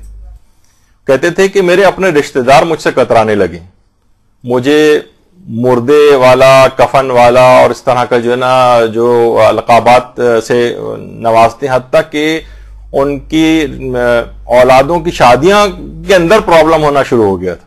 تو لوگ رشتوں دینے سے کترانے لگے تھے کہ جیسے کوئی بہت معاذاللہ کوئی منحوس قسم کا کام جو ہے وہ کر رہے ہیں. تو بہرحال لیکن کیا ہوا کہ انہوں نے بہرحال ایک اس کو مقصد زندگی تھا, اس کو اپنا مشن بنایا اور یہاں تک کہ اسی آخری وقت تک اس کے اندر کام کرتے رہے اور اسی میں انتقال کیا. اچھا کتنا ہی دل چاہتا ہے, بعض اوقات یہ ہوتا ہے کہ انسان جب قبرستانوں کے اندر جاتا ہے, کوئی باقاعدہ اس کو بھی کوئی کسی طور پر کوئی اگر مومن اس کام کو پکڑے, کتنے افراد کو ہم دیکھتے ہیں جو اپنے مرحومین کی قبروں پہ جاتے ہیں, کتنی ایسی چیزیں وہاں سائن بورڈ مردوں کو کرنے والی چیزیں وہاں لکھ کے لگائی جائیں, مردوں کو کن چیزوں سے فائدہ پہنچتا ہے, ان کے قضا واجبات کے متعلق کیا کچھ وہاں پر ایسی چیزیں لوگوں کو گائیڈ کرنے کے اعتبار سے قبرستانوں کے اندر ہوں. کوئی یہ والا کام پکڑ لے. قبرستانوں میں باقاعدہ قبر کے اوپر جا کر کوئی چاہیں تو اپنا روزگار بھی یہ بنا لیں, بہت اچھا روزگار ان کا چلے گا. قبرستانوں میں باقاعدہ گروپ بنا لیں, یعنی بہت سارے اس طرح کے ہیں افراد ہیں, غریب ہیں, جو کہ جا کر جو ہے نا قبروں کے اوپر تلاوت کر سکتے ہیں اور دعائیں پڑھ سکتے ہیں. لوگ آج کل اپنے مرحومین کی قبروں پہ نئے تازہ معاملہ ہوتا ہے تو ذرا جلدی جاتے ہیں, اس کے بعد تو پھر سال ہا سال نہیں جانا ہوتا ہے. تو کم سے کم اس طرح کا کوئی ایک سسٹم جو ہے وہ بن جائے, کچھ تو یعنی بات آگے بڑھے. کچھ اگر چاہیں تو ایسا کہ ایصال ثواب کی مجالس کی اسپیشلسٹ بن جائیں آپ, ہدف زندگی یہ بنا لیں, کچھ اور نہیں 25-30 مجلسیں ایسی تیار کر لیں بہترین ایصال ثواب کی, جھنجھوڑ دینے والی. یقین کیجئے اس کا اتنا زیادہ فائدہ ہے, چاہے آپ اور کسی چیز کے اندر اتنی مہارت حاصل نہ کریں. ایک عالم تھے, انہوں نے باقاعدہ ثمرات الحیات کے نام سے 2 والیوم کے اندر ان کی کتاب بھی, انہوں نے 200 مجلسیں تیار کی دی اور ان کو کہا کہ یہ میری ساری زندگی کا ہدف. بڑے عالم تھے, کہا انہوں نے 200 مجلسیں تیار کر لی اور اس کو کتابی صورت میں شائع بھی کروایا, اردو میں بھی موجود ہے, ثمرات الحیات کے نام سے آپ لے سکتی, بنی بنائی مجلسیں. تو 200 مجالس انہوں نے ہدف بنایا اور کہا کہ میں یہ مجلسیں جا کر پڑھتا ہوں, اس کے اندر بہترین مجالس پریپئر کی انہوں نے. اسی طرح سے آپ ایصال ثواب کی مجلسیں 20-25-30 مجلسیں آپ رفتہ کر کے تیار کر لیں. ظاہر ہے مختلف جگہوں پہ الگ الگ آڈینس ہوتی ہے, کوئی اتنا مسئلہ نہیں ہوگا آپ کو, لیکن بہترین ایسی اول اس کی جملوں سے لے کر آخر تک ایسی پورا اثر اور بہترین بنانے کے لوگ جھنجھوڑ. اس وقت دیکھیے دل نرم ہوتے ہیں, رشتہ دار بھی آتے ہیں, ایصال ثواب, سوئم, 40واں برسی وغیرہ کی جو مجلسیں ہوتی ہیں, اور ایسے رشتہ دار آ کر بیٹھتے ہیں ساری زندگی کبھی قابو نہیں آتے دین کے اعتبار سے. وہ اس میں رشتہ داری کے عنوان سے ان کو آنا پڑتا ہے مجبوراً, اور کوئی ذریعہ نہیں, حتیٰ کہ شاید وہ ایام اضحیٰ کی مجالس کے اندر بھی نہیں اگر آپ آتے تو کم سے کم اس میں تو ان کو شرما حضوری میں آنا پڑتا ہے, اور بہترین ان کے اوپر کام کیا جا سکتا ہے. لیکن ہمارے ہاں بھی دیکھتے ہیں ہم عام طور پر کہ اسی طرح کی جو پورے سال عمومی جو مجلسیں ہوتی ہیں بس وہی لوٹ پھیر کر کے بس زیادہ مرحوم کا 1-2 نام یا کوئی چیز اس میں ڈال کے وہی تقریباً مجلس پڑھ دی جاتی. ایصال ثواب کی الگ سے کوئی اسپیشلائزڈ اپنے زندگی کا مقصد بنا لے اور اس کو پڑھے تو بہترین اس کے لیے ہوگا. تو اسی طرح سے مثلا جو مدرسے کا بھی ہمارا ایک کفن بیگ ہے باقاعدہ, اس کے اندر بھی مثلا ایک مومن برادر مومن ہے, وہ عام طور پر ہر وقت اس میں کربلا سے کفن لانے کی ضرورت پیش آتی ہے. اچھا جو لوگ عام طور پر کربلا وہاں جاتے ہیں وہ 1-8 کفن سے زیادہ کیا لا پائیں گے, ان کے پاس اپنا بھی سامان ہوتا ہے, دیگر رشتہ دار بھی ہوتے ہیں. لیکن انہوں نے ایک کام پکڑا ہوا ہے, مثلا ان مومن نے وہ ہمیں 100 اور 150 200 کفن جو اس طرح سے لا کر مدرسے کو مہیا کرتے ہیں, اور بہرحال پروردگار عالم ان کو اس کا اجر دے گا. خود ایک بڑا کام ہے, ورنہ عام طور پر لوگ اللہم صلی علی محمد وعلی محمد.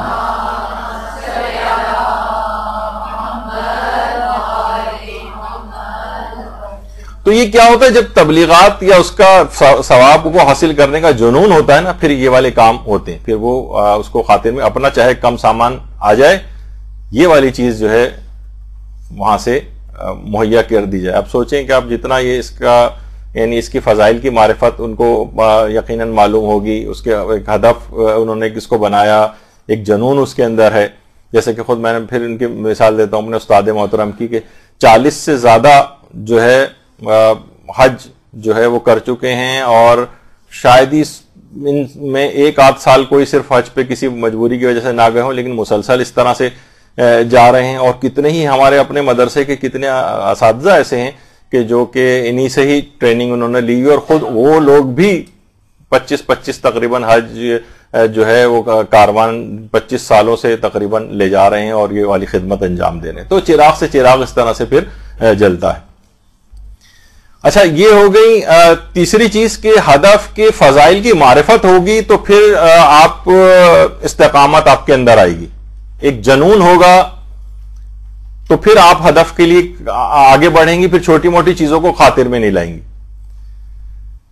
پھر اس کے بعد ایک اور چیز ہے کہ صاحبان استقامت جو ہے یا مضبوط ارادے کے حامل افراد کے حالات و واقعات کا علم حاصل کریں, ان کے احوال پڑھیں, آپ کتابیں واقعات جو آپ کو کتنی چیزیں ہم یہاں پر علماء کے حالات میں اور ان کے واقعات میں چیزیں بتاتے ہیں, باقاعدہ اسی جو بھی آپ کا ہدف ہے زندگی ان کے احوال کا مطالعہ اتنی زیادہ جتنا آپ ان کے حال سے آپ خود کو خود شرم آئے گی کہ یہ لوگ انہوں نے اسلام کے لیے اتنی قربانیاں دی ہیں اور ہم سے اتنے چھوٹے چھوٹے سے جو ہے ہم کام نہیں ہو پا رہے ہیں. لوگوں نے دین کے اوپر قربانیاں دے کے گھر باروں کو لٹا دیا, زمینوں میں ان کو گاڑا گیا ہے, لوہے کی کنگیوں سے گوشت ہڈیوں سے نوچا گیا ہے ان کا, آروں سے چیرا جاتا تھا لوگوں کو، ان کے آنکھوں کے سامنے ان کے بچوں کو آگ کے اندر پھینکا جاتا تھا، دہتے ہوئے کوئلوں کے اوپر لٹا کر سینے کے اوپر کھڑا ہوا جاتا تھا۔ بلال حبشی کے متعلق آپ سنتی نہیں کہ دیکھتی ہوئی ریت کے اوپر لٹا کر سینے پہ بھاری پتھر ان کے رکھے جاتے تھے۔ حضرت آسیہ جو کہ زن فرعون کہلاتی ہیں، ان کے متعلق کتنی انہوں نے استقامت دکھائی کہ آخری جو شہادت کے وقت میں جو علماء بیان کرتے ہیں کہ اس نے پھر بالآخر ان کے دونوں پاؤں میں رسیاں باندھ کے اونٹوں میں مختلف سمتوں میں چلا کے ان کے جسم کے 2 ٹکڑے جو ہے کر دیے تھے حضرت آسیہ کے، اور اس سے اس استقامت کا نتیجہ کیا ہوا کہ زن پھر جو اس دنیا میں دشمن خدا کی بیوی ہے، پیغمبر خدا کی بیوی جنت میں آسیہ بننے جا رہی ہیں۔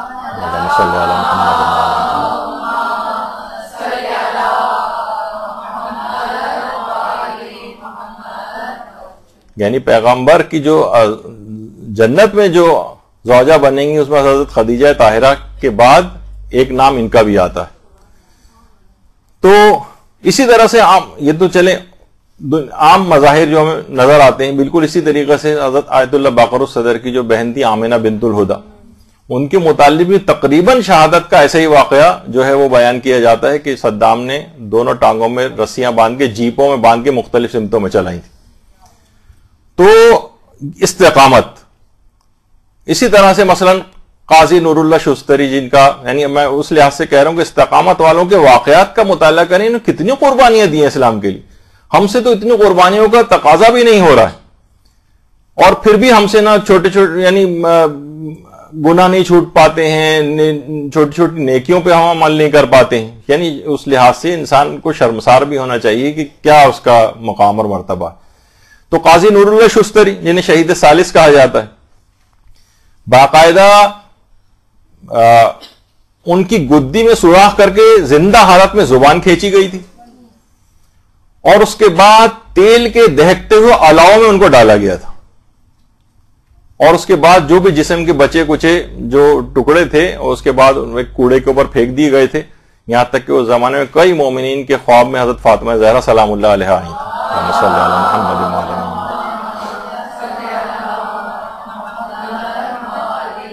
اور کہا تھا کہ میرے بیٹے کی لاش فلاں جگہ کے اوپر پڑی ہوئی، اسے اٹھاؤ، غسل کفن وغیرہ دے کے اس کو دفن کرو۔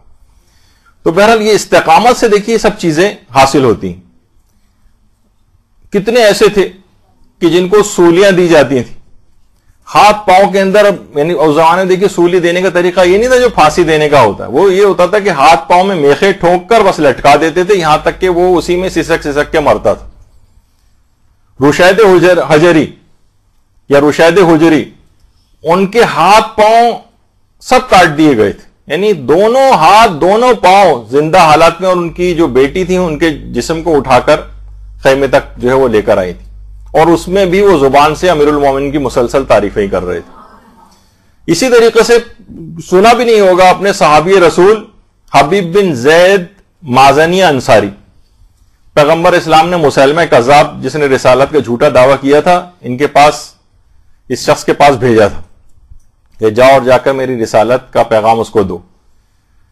تو جب یہ گئے تو مسلمہ نے کہا کہ میں بھی تمہیں اپنی رسالت تمہارے سامنے پیش کرتا ہوں، مجھ پر ایمان لے آؤ۔ انہوں نے کہا میں بہرا ہوں، یعنی جو توریہ کیا، مجھے تمہاری آواز نہیں آ رہی۔ تو مسلمہ نے جلادوں کو بلایا اور کہا کہ اس کے جسم کا ایک ایک جوڑ کاٹتے جاؤ یہاں تک کہ میری رسالت کا اقرار کر لیں۔ اور یہ صحابی رسول حبیب بن زید مازنی انصاری، ان کے جسم کے 360 ٹکڑے کیے گئے تھے، 360، لیکن پائے استقامت ذرا سا لغزش نہیں آئی۔ دیکھیں تو کہ لوگوں نے اسلام کے لیے کتنی قربانیاں دی۔ مومن آل فرعون، قرآن نے جن کا تذکرہ کیا کہ ان کا جو انجام اتنا بخیر ہوا تھا کہ پروردگار نے جو ان کو عطا کیا تھا کہ انہوں نے کہا تھا کہ کاش میری قوم جان لیتی کہ میرے پروردگار نے کتنا عظیم اجر عطا کیا۔ کیا تھا؟ کافر جو تھے ان کے پیٹ پر چڑھ کر اس قدر ان کو روندا تھا کہ ان کی آنتیں باہر نکل آئی تھی، مومن آل فرعون۔ تو اسی طرح سے عمار یاسر کی جو والدہ جو اسلام کی پہلی خاتون شہیدہ کہلاتی ہیں سمیہ، آج بھی مسجد الحرام سے بہت قریب جو ایک مقبرۃ الشبیکہ یا مقبرۃ الشبیکہ کے نام سے ایک ایریا ہے، یہ وہ ایریا ہے کہ جہاں پر کافر اپنی بیٹیوں کو زندہ دفن کیا کرتے تھے، اور اسی کے اندر ہی، اسی مقبرۃ الشبیکہ جو کہلاتا ہے، اسی کے اندر ہی عمار یاسر کی والدہ کی قبر بھی ہے جن کا نام سمیہ تھا،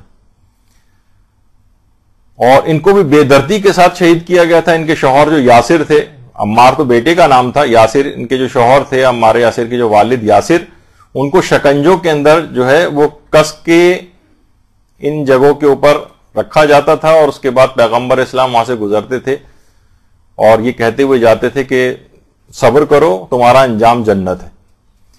تو یہ تمام افراد جو ہیں ان کا اگر آپ واقعتاً دیکھیں کہ کتنا ان لوگوں نے اسلام کے لیے قربانیاں دی۔ باقاعدہ لوگ زیارت کے لیے بھی جاتے ہیں، آیت اللہ سیستانی سے بھی ملاقات کرتے ہیں، تو آیت اللہ سیستانی کے پاس پاکستانی زائرین بھی گئے تھے جس زمانے میں بہت ٹارگٹ کلنگ وغیرہ چل رہی تھی، اور آیت اللہ سیستانی سے جا کر کہا تھا کہ آغا آپ کچھ بتائیں، ہم لوگ بہت پریشان ہیں، مستقل بنیادوں پر اس طرح سے وہاں پر جو ہے چل رہا ہے ایسا۔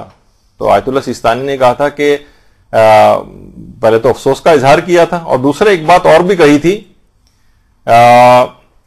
اس وقت کوئی سوچ بھی نہیں سکتا تھا، لیکن کہا کہ بہت ہی جلد انشاءاللہ پاکستان کے حالات شیعوں کے لیے بہتر ہو جائیں گے۔ اور یہ آج میں ہمیں یاد آتی ہے یہ چیز کہ میں نے اپنے کانوں سے ان کی بات سنی تھی، اور اس کے بعد واقعتاً اس وقت تقریباً دل اس کو نہیں مان رہا تھا کہ جس اعتبار سے مسلسل چیزیں چل رہی تھیں اور سالہ سال سے دیکھ رہے تھے کہ اس میں کوئی بہتری بھی آ سکتی۔ تو انہوں نے وہاں یہ بات کہی تھی کہ جتنے اس طرح کے واقعات پاکستان کے اندر پورے سال میں ہوتے ہیں، عراق میں فقط ایک دن کے اندر اتنے صاحبان ایمان مارے جاتے ہیں۔ اور تو بہرحال انہوں نے یہ بھی کہا کہ اور تقریباً تمام مراجع نے خاص طور پر اس مسئلے میں پاکستانی شیعوں کی جو استقامت کے اتنے سینکڑوں کی تعداد میں انہوں نے اپنے لاشیں اٹھائے ہیں، لیکن استقامت اور صبر کا مظاہرہ کیا۔ بہرحال آج اس کا یہ نتیجہ یہ ہے کہ حالات میں ان کے صبر کی وجہ سے اللہ نے کچھ ایسی اس کے اندر وہ چیز کی ہے کہ یہاں پر کچھ نسبتاً بہتری آ گئی۔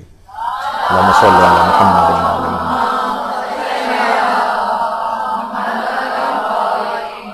تو مختلف جو چیزیں ہیں اس کے اندر اگر آپ دیکھیں، مختلف اس کے اندر استقامت الگ الگ طریقے سے جو ہے وہ موجود ہے، ان کے حالات کا انسان مطالعہ کرے۔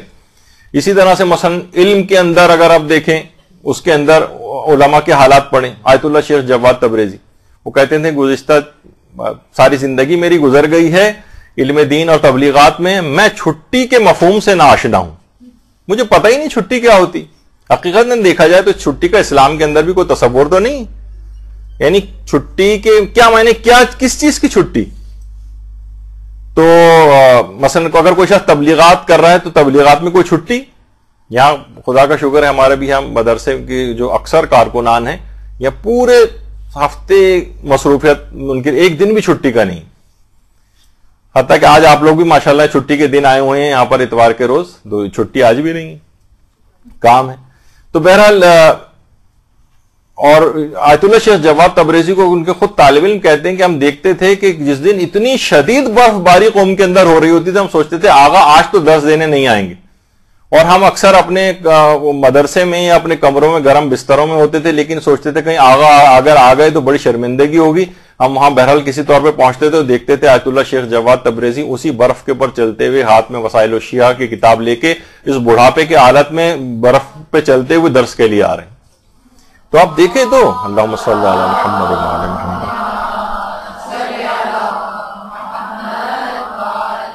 ان کا مطالعہ کریں کہ ان لوگوں نے کتنی استقامت دکھائی تو اس مقام کو حاصل کیا کہ آج ان کی تصویر آپ دیکھ رہی ہیں، ان کا ذکر خیر ہو رہا ہے، اور ورنہ کتنے لوگ ہیں جو نسین منسیہ بھلا بھی دیا لوگوں نے ان کو، اور ان کا کوئی کام لوگوں کے سامنے بھی نہیں ہے، نہ ان کی اس لحاظ سے کوئی خدمات ہیں۔ تو استقامت اختیار کرنے والی۔ اسی طرح سے مثلا آیت اللہ شیخ مرتضی انصاری، کتنے رسالے جو کوئی بھی جتنے بھی مجتہدین لوگ بنتے ہیں، کوئی شیخ انصاری کی کتابیں پڑھے بغیر کوئی شخص مجتہد نہیں بن سکتا۔ اتنی غربت کے عالم کے اندر انہوں نے دین کا کام کیا کہ پورے دن کے اندر فقط ایک ابلا ہوا انڈا ان کی خوراک ہوتی تھی، آدھا ابلا ہوا انڈا صبح کھاتے تھے اور آدھا رات کے وقت، اس سے زیادہ ان کی وہ نہیں تھی۔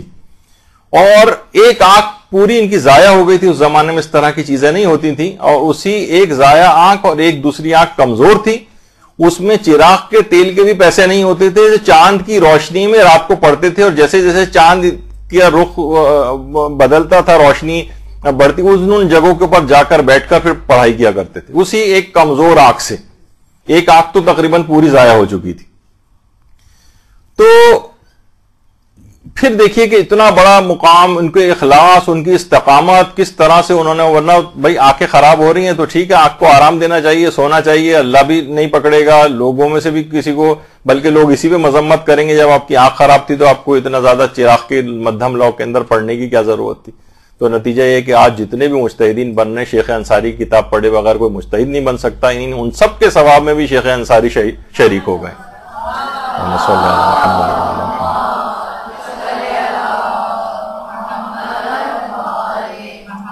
تو استقامت انسان دکھائے, بعض اوقات قوم کے طور پر بھی استقامت دکھانی ہوتی.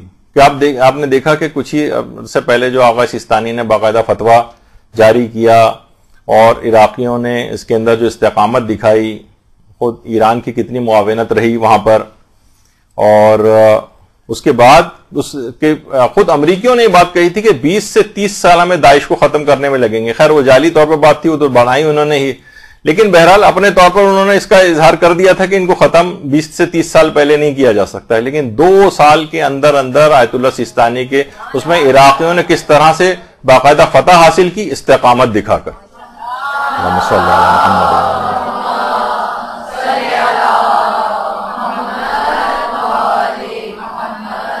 اور خود رہبر معظم نے بھی جو ارشاد فرمایا کہ خود ایران کی بھی جو مسلسل کامیابیاں ہیں, ان میں جنگوں کے باوجود جتنی بھی ترقیاں ہیں, دینی ہو یا دنیاوی فیلڈ کے اندر ترقیاں, سب استقامت کی وجہ سے. یعنی مسلسل استقامت, کبھی کبھار قوموں کے اندر استقامت, افراد کے اندر استقامت ہوتی ہے, تو پھر قوم کے اندر بھی استقامت آتی.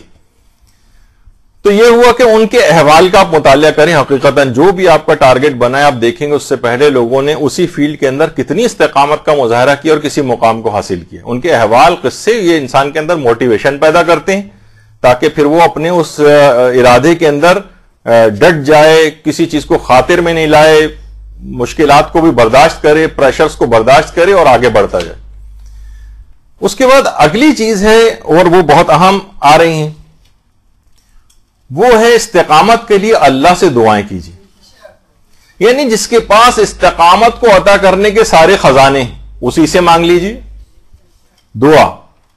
یہی وجہ ہے کہ آیت اللہ محمد علی جاویداں, ان سے کسی نے آ کے پوچھا کہ آپ بہت تاکید کرتے ہیں کہ ہم ہر وقت باوضو رہیں, ہم کیسے استقامت دکھائیں اس میں؟ کوشش کے باوجود بھی ہم جب وضو ٹوٹ جاتا ہے تو دوبارہ نہیں کر پاتے کہ ہم وضو کی اس لحاظ سے تجدید کر لیا کریں. تو انہوں نے جواب میں کہا, تم اللہ سے استقامت کی دعا کرو, اس سے زیادہ طاقتور کس کی ذات ہے جو تمہیں استقامت عطا کرے؟ تم دعا تو کرو. یعنی ہمیں اپنی استقامت کو مضبوط ارادے کے لیے اللہ سے دعا کرنی چاہیے. بعض اوقات ہم سوچ رہے ہیں کوئی طریقہ ایسا ہمیں پتہ چل جائے, لیکن ہم اس سے غافل ہوتے ہیں کہ استقامت کو براہ راست اللہ سے مانگ لیا جائے. تو باقاعدہ پھر آپ دیکھیں گے کیسے معجزات ہوتے ہیں. اچھا, کچھ خاص دعائیں بھی ہیں. بہترین دعا جو ہے وہ دعائے غریق ہے, یا اللہ یا رحمان یا رحیم یا مقلب القلوب ثبت قلبی علی دینک. یہ وہ دعا ہے جو باقاعدہ آیت اللہ بہجت نے رہبر انقلاب اسلامی کو باقاعدہ وصیت کی تھی کہ آپ اس کو مسلسل پڑھتے رہیے گا, اور رہبر معظم اس کو ابھی تک مسلسل پڑھتے ہیں. اور حقیقتاً یہ ہے کہ یہ دین پر استقامت کے, ثبت قلبی علی دینک, استقامت کو اختیار کرنے کے لیے اصلاً یہ دعا ہے, بہترین دعا ہے, دعائے غریق. تو اس کو خاص طور پر پڑھنا چاہیے, کیونکہ قلوب جو ہیں یہ پروردگار عالم کے ہاتھ میں, وہ اگر اس کے اندر استحکام عطا کر دے تو آپ کا ارادہ خود بہت قوی ہو جائے گا. اس دعا کو کوشش کریں کہ یہ والی دعا دعائے قنوت کے اندر بھی, آپ اپنے قنوت جو نماز میں پڑھتی ہیں اس کے اندر بھی اس دعا کو پڑھیں. آیت اللہ شیخ ابو الحسن عیاضی, ان کی باقاعدہ ان کے حالات پر ایک کتاب ہے ایاضی از ملکوت کے نام سے. اس میں یہ بات بیان ہوئی ہے. آیت اللہ شیخ ابو الحسن عیاضی وہ اپنے طالب علموں کو استقامت اختیار کرنے کے لیے اس دعا, یہ جو دعائے غریق ہے, اس کو پڑھنے کی بہت تاکید کرتے تھے. وہ کہتے تھے علوم کے اندر اگر آپ کو استقامت اختیار کرنی ہے, تبلیغات میں استقامت اختیار کرنی ہے, تو اس دعا کو کبھی بھی فراموش نہ کریں. بہت زیادہ تاکید طالب علموں کے لیے کیا کرتے تھے دعائے غریق کی. اچھا دعا. اچھا پھر اس کے بعد ایک طریقہ اور ایسا ہے, ہر کام سے پہلے بسم اللہ الرحمن الرحیم کہنے کی عادت ڈالنا. اصلاً علماء فرماتے ہیں کہ یہ استقامت ہی کے لیے, کیونکہ خود پیغمبر فرماتے جو شخص سوتے وقت بسم اللہ الرحمن الرحیم کہتا ہے, خدا فرماتا ہے میرے ملائکہ صبح تک اس کے سانس لکھتے رہو تاکہ ہر سانس کے بدلے ایک نیکی اس کے نامہ اعمال میں ثبت کی جائے. اللہم صلی علی محمد و علی محمد. اچھا جب یہ یہاں عادی ہو جائے گا تو پل صراط پہ سے بھی جب بسم اللہ کہتے ہوئے گزرے گا تو اس کی برکت سے دوزخ کے شعلے بجھ جائیں گے. وہ کہے گی جزاک اللہ مومن, تیرے نور نے تو میرے شعلے ہی بجھا دیے. تو اس سے آپ اندازہ لگائیں کہ ہر کام سے پہلے بسم اللہ. تو اس کا نتیجہ کیا ہوگا کہ وہ کام لازمی اپنے صحیح انجام تک پہنچے گا جس کا آغاز بسم اللہ سے ہوا ہے. یعنی جو بھی ہدف, ٹارگٹ, مقصد, ارادہ کسی بھی کام کا کریں اس میں اللہ بسم اللہ الرحمن الرحیم سے آپ آغاز کریں. انشاءاللہ آپ دیکھیں گے کیسے اس کے اندر وہ کبھی ارادے کے اندر کوئی کجی نہیں آئے گی, کوئی اس کے اندر خرابی واقع نہیں ہوگی. اور چھوٹی چھوٹی چیزوں میں بھی, حتیٰ کہ بستر سے اٹھ رہے تھے, ابن عباس امیر المومنین کے پاس بیٹھے ہوئے تھے, بستر سے ذرا سا اٹھے ہوئے لڑکھڑا کے گر پڑے. تو روایت کا مفہوم یہ ہے کہ امیر المومنین نے فرمایا ابن عباس جو کام بھی بسم اللہ کے بغیر شروع ہوتا ہے وہ اسی طرح سے اس کا انجام ہوتا ہے, یعنی خرابی کی طرف جاتا ہے. اس کے مقابلے میں جس وقت یعنی انسان بسم اللہ کہہ کر کسی کام کا آغاز کرے گا تو ہمیشہ وہ کامیابی سے ہمکنار ہوگا. اچھا کچھ خاص اذکار الہی ایسے بتائے گئے ہیں جو استقامت اور مضبوط ارادے کے لیے بہت خاص ہیں. آیت اللہ حق شناس بڑے علماء اور رفع میں ان کا شمار ہوتا ہے. آیت اللہ حق شناس فرماتے تھے کہ شیطان 24 گھنٹے آپ کی طاق میں لگا ہوا ہے, جب بھی وہ آپ کو ذکر خدا سے غافل پاتا ہے اسی وقت حملہ آور ہوتا ہے. تو کوشش کرو کہ زیادہ تر اوقات میں ذکر الہی کو زبان پہ جاری رکھو, شیطان کو موقع نہیں مل سکے گا. پھر دیکھیے شیطان یہ جو ساری چیزیں ہیں نا, یہ اصلاً دیکھا جائے تو یہ ارادوں میں استقامت کا آنا نہ آنا, ارادوں کا جو ہے وہ مضبوط نہ ہونا, اس میں جو ہے وہ شکوک و شبہات ڈال دینا, یہ شیطانی کام ہوتے ہیں. جب اذکار الہی میں ہر وقت زبان مصروف رہے گی تو شیطان کو آنے کا کہیں سے موقع نہیں ملے گا. نتیجتاً یہ کہ ارادہ قوی ہوگا, آپ کا استقامت آ پائے گی. مثلاً کہا جاتا ہے کہ ذکر یونسیہ لا الہ الا انت سبحانک انی کنت من الظالمین, یہ نورانیت قلب, حجابات کو رفع کرنا, اس کے لیے انتہائی مجرب ہے. چلتے پھرتے اس ذکر کو علماء کہتے ہیں ذکر کو پڑھنا چاہیے. رکاوٹیں ہٹتی چلی جائیں گی, دنیاوی بھی ساری رکاوٹیں, دینی بھی ساری رکاوٹیں. استقامت آئے گی, ارادہ قوی اور قوی ہوگا, کمزور نہیں پڑے گا. تو ذکر یونسیہ باقاعدہ جو کتاب رو و ریحان جو لکھی گئی ہے آیت اللہ عبد الکریم کشمیری کے حالات میں, وہ رفع میں شامل تھے اور جو اذکار بتاتے تھے اس کے اندر خاص دستور العمل ذکر یونسیہ کا تعلیم کرتے تھے. باقاعدہ علماء نے ذکر یونسیہ کے فضائل کے اوپر پوری پوری کتابیں لکھی. تو حضرت یونس کا یہ ذکر جو آیا ہے قرآن کے اندر, تو اس کو خاص طور پر دعا کے اندر اس کو شامل رکھیں. اٹھتے بیٹھتے چلتے پھرتے اس کو پڑھتے رہیں. کوئی رکاوٹ اس کسی کام میں, جو ہدف زندگی بنائیں گے سارا مکمل صحیح انجام تک پہنچے گا. کوئی ارادہ بیچ میں ٹوٹنے نہیں پائے گا ذکر یونسیہ کی برکت سے. اسی طرح سے سورہ آل عمران کی جو 8ویں آیت ہے, ربنا لا تزغ قلوبنا بعد اذ ہدیتنا وہب لنا من لدنک رحمہ انک انت الوہاب, یعنی کہ پروردگار ہمیں ہدایت دینے کے بعد ہمارے دل کو ٹیڑھا نہ کر دینا اور ہمیں اپنے پاس سے رحمت عطا فرما, یقیناً تو ہی بہت بڑا عطا کرنے والا ہے. لا تزغ قلوبنا, جو ہمارے دل ہٹ جاتے ہیں, ہمارے ارادے کمزور پڑ جاتے ہیں, ہم استقامت نہیں آ پاتی, اس دعا قرآنی دعا کو اگر اپنے آپ ورد رکھیں اس کا زیادہ, یا اس کو مثلا قنوت کے اندر اگر آپ پڑھنے کی اس کی مداومت کر لیں تو انشاءاللہ کبھی ارادہ کمزور نہیں پڑے گا, استقامت رہے گی اور اسی طرح سے کام اپنے اختتام تک پہنچیں گے. اسی طرح سورہ بقرہ کی جو 250ویں آیت ہے, ربنا افرغ علینا صبرا وثبت اقدامنا وانصرنا علی القوم الکافرین, اس کے اندر بھی یہ ہے کہ وثبت اقدامنا, یہ بھی استقامت کے لیے, اس کا بھی، اس قرآنی دعا کا بھی اکثر و بیشتر ورد کریں اور اس کو بھی اپنے قنوت میں جگہ دیں. یہ بھی استقامت کو عطا کرنے والی دعاؤں کے اندر سے ایک ہے. اور ایک چیز پہ جس پہ ہم عام طور پر ہماری نگاہ نہیں جاتی ہے، وہ بھی اصلاً اسی وجہ سے ہے، اور اس کو بھی اس وجہ سے روزانہ پڑھنے کی تاکید ہے نمازوں کے اندر. جو آپ آیت پڑھتی ہیں اہدنا الصراط المستقیم، صراط مستقیم پہ میں سیدھا سیدھا چلتی ہوئی جاؤں، ثبات قدم مجھے عطا فرما، یہ خود استقامت کی دعا ہے. اہدنا الصراط المستقیم خود استقامت کی دعا ہے، لیکن ہم اس کو رٹے رٹائے طریقے سے بغیر معنی کو سمجھے ہوئے پڑھتے چلے جاتے ہیں. واقعتاً سمجھیں اس کو دعا کے طور پر، تو اس کو جس وقت آپ سورہ الحمد بھی پڑھ رہی ہوں تو دماغ میں اس کے معنی رہیں کہ پروردگار، اس کو دعا کے طور پر دماغ میں رکھیں کہ پروردگار مجھے ثبات قدم اور استقامت عطا فرما.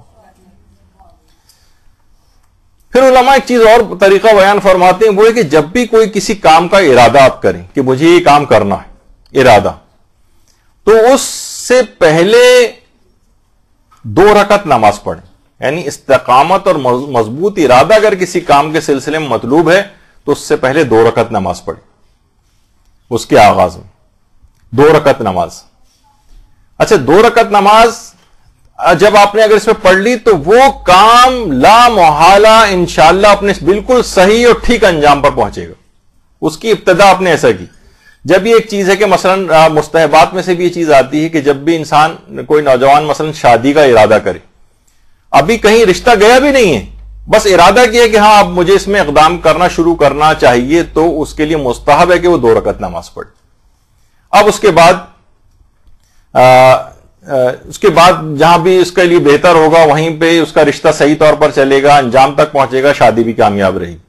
البتہ دوسری شادی کے خواہشمند افراد اس کے اندر جو اس پہ توجہ نہ کریں.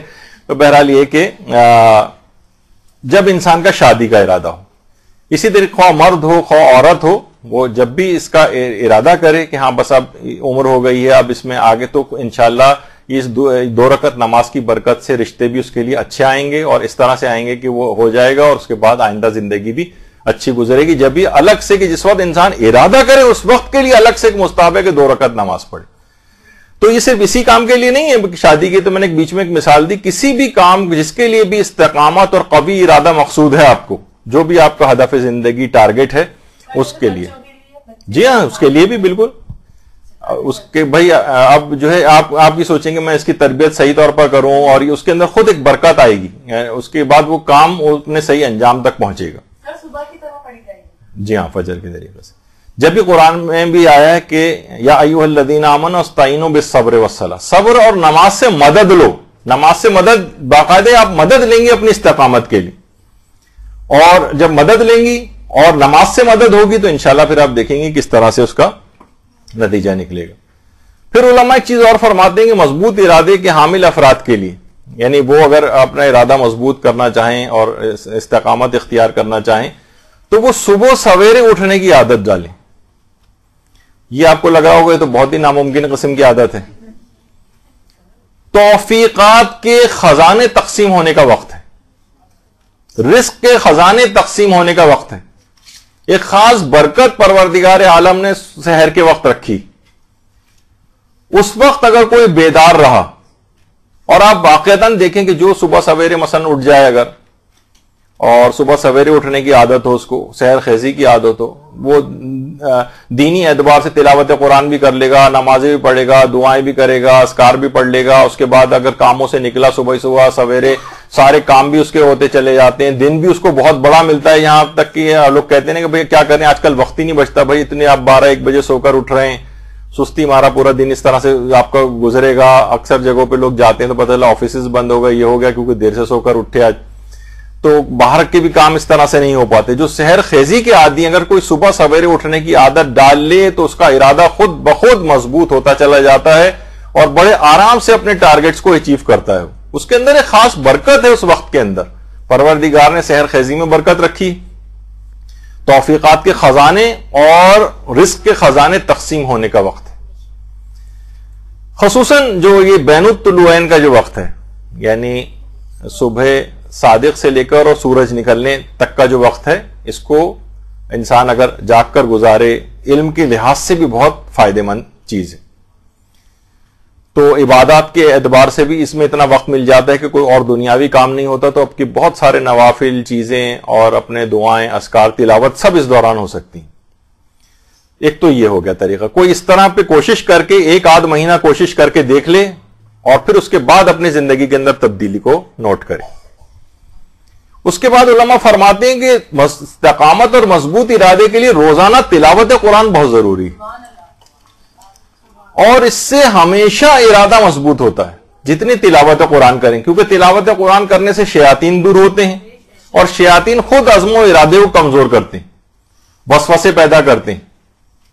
تو جتنے انسان تلاوت قرآن کرے گا اتنا ہی زیادہ اس کا عزم اور ارادہ قوی ہوگا. باقاعدہ علامہ مجلسی کے والد نے علامہ مجلسی کو جو اجازہ روایت دیا تھا کہ ہاں تم اب یعنی علماء میں ایک طریقہ کار ہے, اس طرح اجازہ اجتہاد ہوتا ہے, اجازہ روایت, تو اس شرط پہ دیا تھا, کچھ شرطیں لگائی تھی. اس میں ایک یہ شرط تھی کہ روزانہ 1 جز 1 سپارہ تم روزانہ تلاوت کیا کرو گے, اور علامہ مجلسی پوری زندگی اس کے اوپر عامل رہے, روزانہ 1 سپارہ. یعنی اگر آپ روزانہ 1 جز یا 1 سپارہ یا 1 پارہ اگر نہیں بھی پڑھ سکیں تو آپ آدھا کر دیں, یا یہ بھی ممکن نہیں ہے تو آپ 40 آیات کم سے کم روزانہ تلاوت کے اندر رکھیں, 40 آیات. تو اس سے بہت فرق پڑے گا اور ارادہ قوی ہوگا, مستحکم استقامت آپ کے اندر آئے گی. پھر علماء ایک طریقہ کار اور بتاتے ہیں, اور وہ ہے جس قدر استقامت حاصل ہوتی چلی جائے اسی قدر شکر خدا انجام دیتے چلے جائیں, کیونکہ قرآن کی آیت ہے کہ لئن شکرتم لازیدنکم, جتنا تم شکر کرو گے اتنا ہی پروردگار نعمتوں میں اضافہ کرے گا. یعنی یہ جو نعمت آپ کو ملی ہے کہ استقامت آپ کے اندر آ رہی, جس قدر استقامت آ رہی ہو اسی قدر شکر کرتی جائے گی, اسی قدر شکر خدا انجام, شکر کا سجدے جو ہے وہ کریں آپ, شکر کی روزانہ شکرن للہ وغیرہ کی تسبیح آپ جو ہے وہ روزانہ اپنے اس کے اندر رکھیں. یعنی جس قدر شکر آپ کرتی جائیں گی اسی قدر استقامت میں اضافہ ہوتا چلا جائے گا. باقاعدہ علماء جب یہ بات کہتے ہیں کہ گھر میں کوشش کریں کہ ایک جائے نماز جو ہے ہر جگہ, یعنی ایک جگہ ایسی ہو جہاں پہ جائے نماز ہر وقت بچھی رہے, کہ آتے جاتے جب کوئی نعمت آئی ایک سجدہ کرتے ہوئے چلے جائیں وہاں سے. تو جب بھی کوئی نعمت, کتنی بے شمار نعمتیں آپ کو یاد آتی جائیں گی, آتے جاتے ایک سجدہ کیا. جب اس طرح سے شکر کے سجدے ہوتے رہیں گے تو آپ دیکھیں گے کس طرح سے استقامت آتی.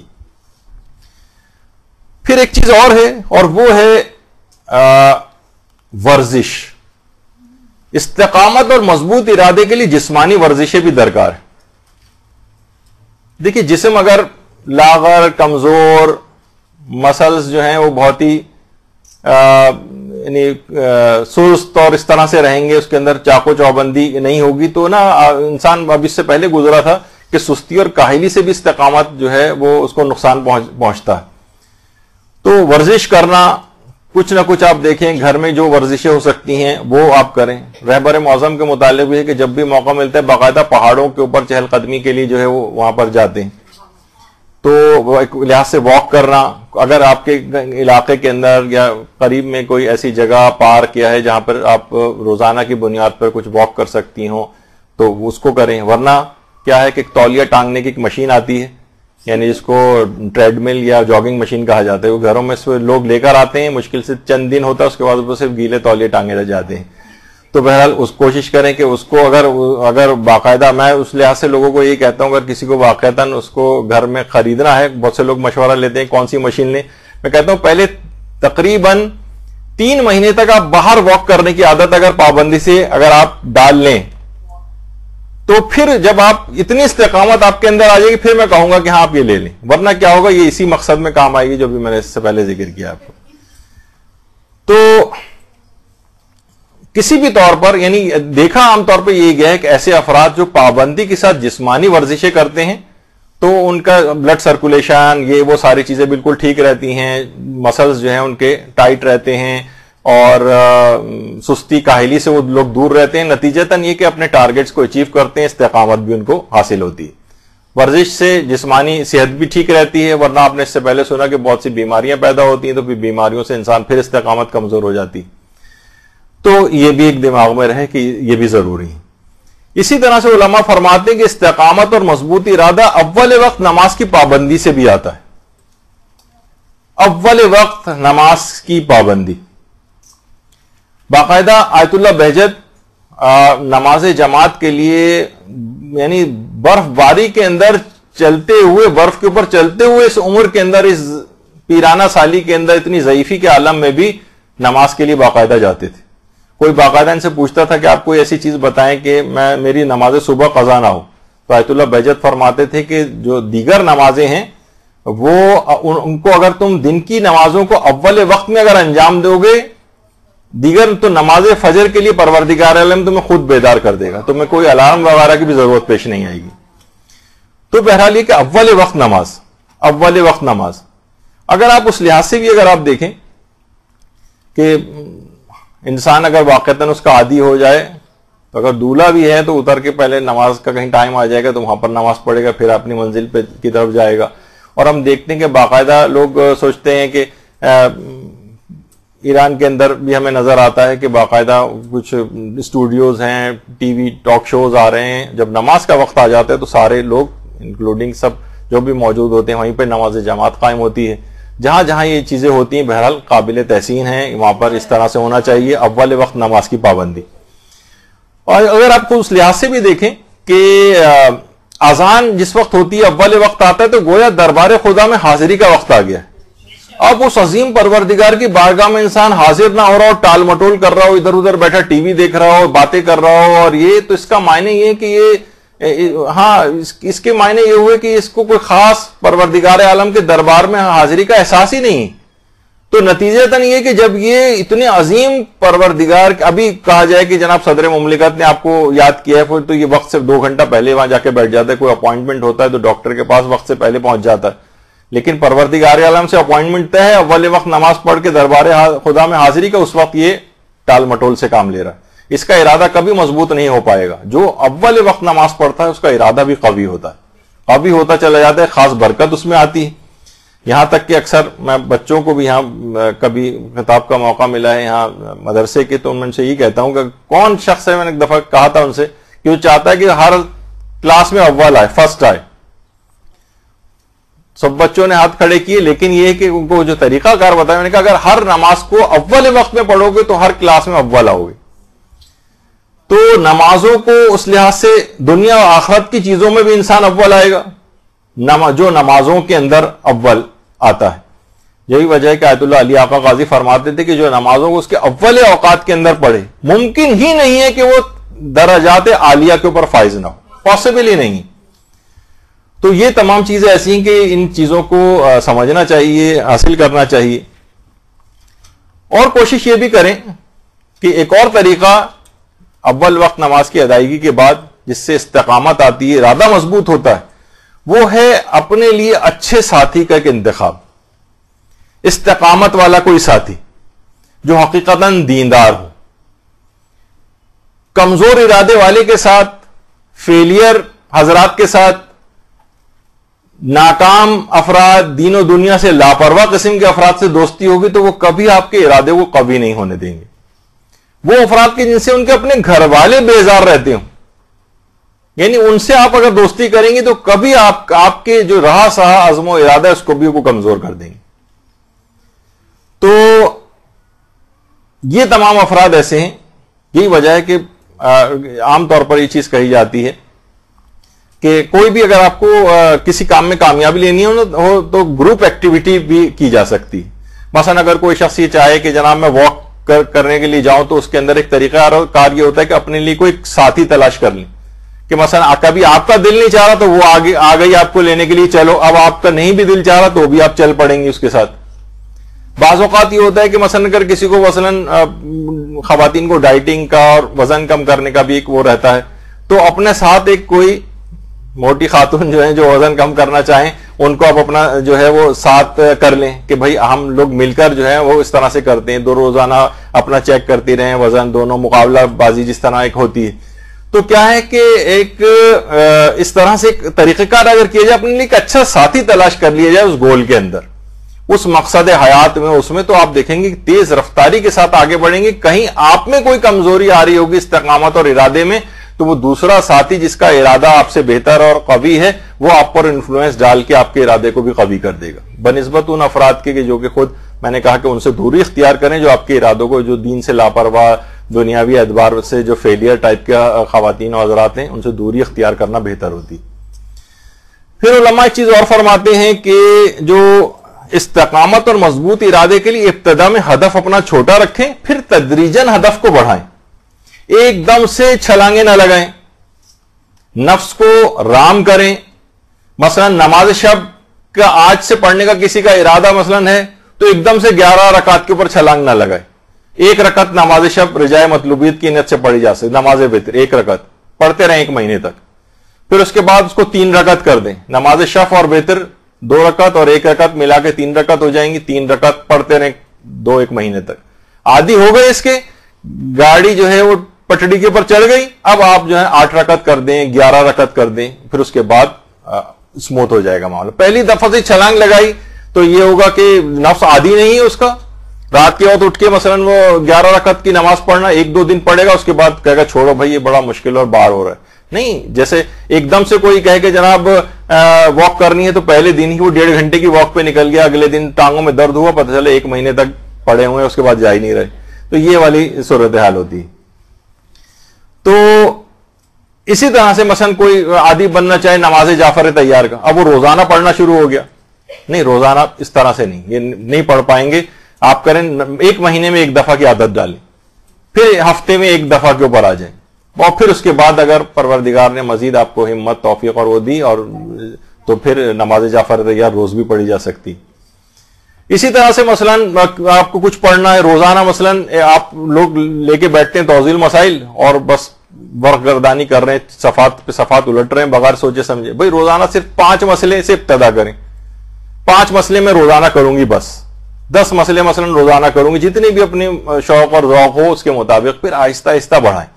ایک دم سے ہدف بہت بڑا نہ رکھیں، یہ بہت بڑی غلطی ہوتی ہے، یہ نقصان پہنچتا ہے اس سے. اہداف کو چھوٹا رکھیں، تدریجاً بڑھائیں پھر اس کو اس طرح سے. پھر علماء فرماتے ہیں استقامت کے لیے ضروری ہے کہ معصومین علیہم السلام، اللہم صلی علی محمد،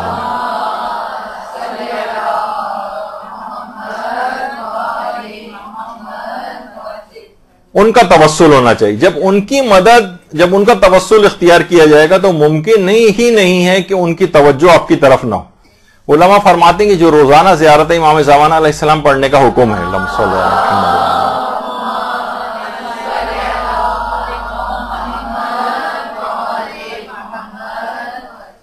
وہ کیوں ہے؟ اس وجہ سے کہ زیارت کا ایک سلام ہے. جب آپ قنوت میں ان کے لیے دعا کر رہی ہیں اور روزانہ ان کی زیارت پڑھ رہی ہیں، تو ممکن ہی نہیں ہے کہ امام کا التفات آپ کی طرف نہ ہو، وہ متوجہ آپ کی طرف نہ ہو. اور امام متوجہ ہو گئے تو آپ کا بیڑا پار ہے. عزم و حوصلہ، استقامت، ارادہ سب آپ کا قوی ہوتا چلا جائے گا. اور اس کے بعد، اب میں اتنا وقت نہیں ہے، بالکل وقت ختم ہو گیا. اس کے بعد مولانا عامر یاسوی صاحب قبلہ تشریف لانے والے ہوں گے، تو مجھے جلدی ختم کرنا ہے. بس اب میں بہت جلدی سے، اب میں بس تاکہ 25 کا عدد مکمل کر دوں. مثبت انداز فکر، خود کو آپ تلقین کریں کہ میں چیز کر سکتی ہوں. ہر چیز کو کالی اینک لگا کے نہ دیکھیں، اور میں کر سکتی ہوں اس کام کو، تو بس انشاءاللہ پھر وہ آپ کر لیں گی. اس میں بس پازیٹیو اپنی تھنکنگ رکھیں، نیگیٹو تھنکنگ کو آنے نہیں دیں. دوسروں کے تجربات سے فائدہ اٹھانا، دوسروں کے تجربات سے. آیت اللہ علی آقا قاضی کے پاس علماء جاتے تھے، وہ ان کو دستور العمل بتاتے تھے اور اس کے اوپر عمل پیرا ہوتے تھے. دوسروں کے تجربات، آپ مختلف جو پہلے سے اس فیلڈ میں کامیاب لوگ ہیں ان سے آپ پوچھیں میں اس میں کامیابی کیسے حاصل کروں. پھر وہ جو بتائیں اپنے تجربات کا نچوڑ، اس کے مطابق عمل کریں. یہ خود استقامت کو اختیار کرنے کے لیے آسان طریقہ کار ہے. علماء فرماتے ہیں کہ نوافل کی پابندی بھی استقامت کے لیے بڑی معاون ہے. نوافل کی پابندی، کیونکہ روایت میں یہ بات آئی ہے کہ جو نوافل کی پابندی اگر کوئی شخص کرتا،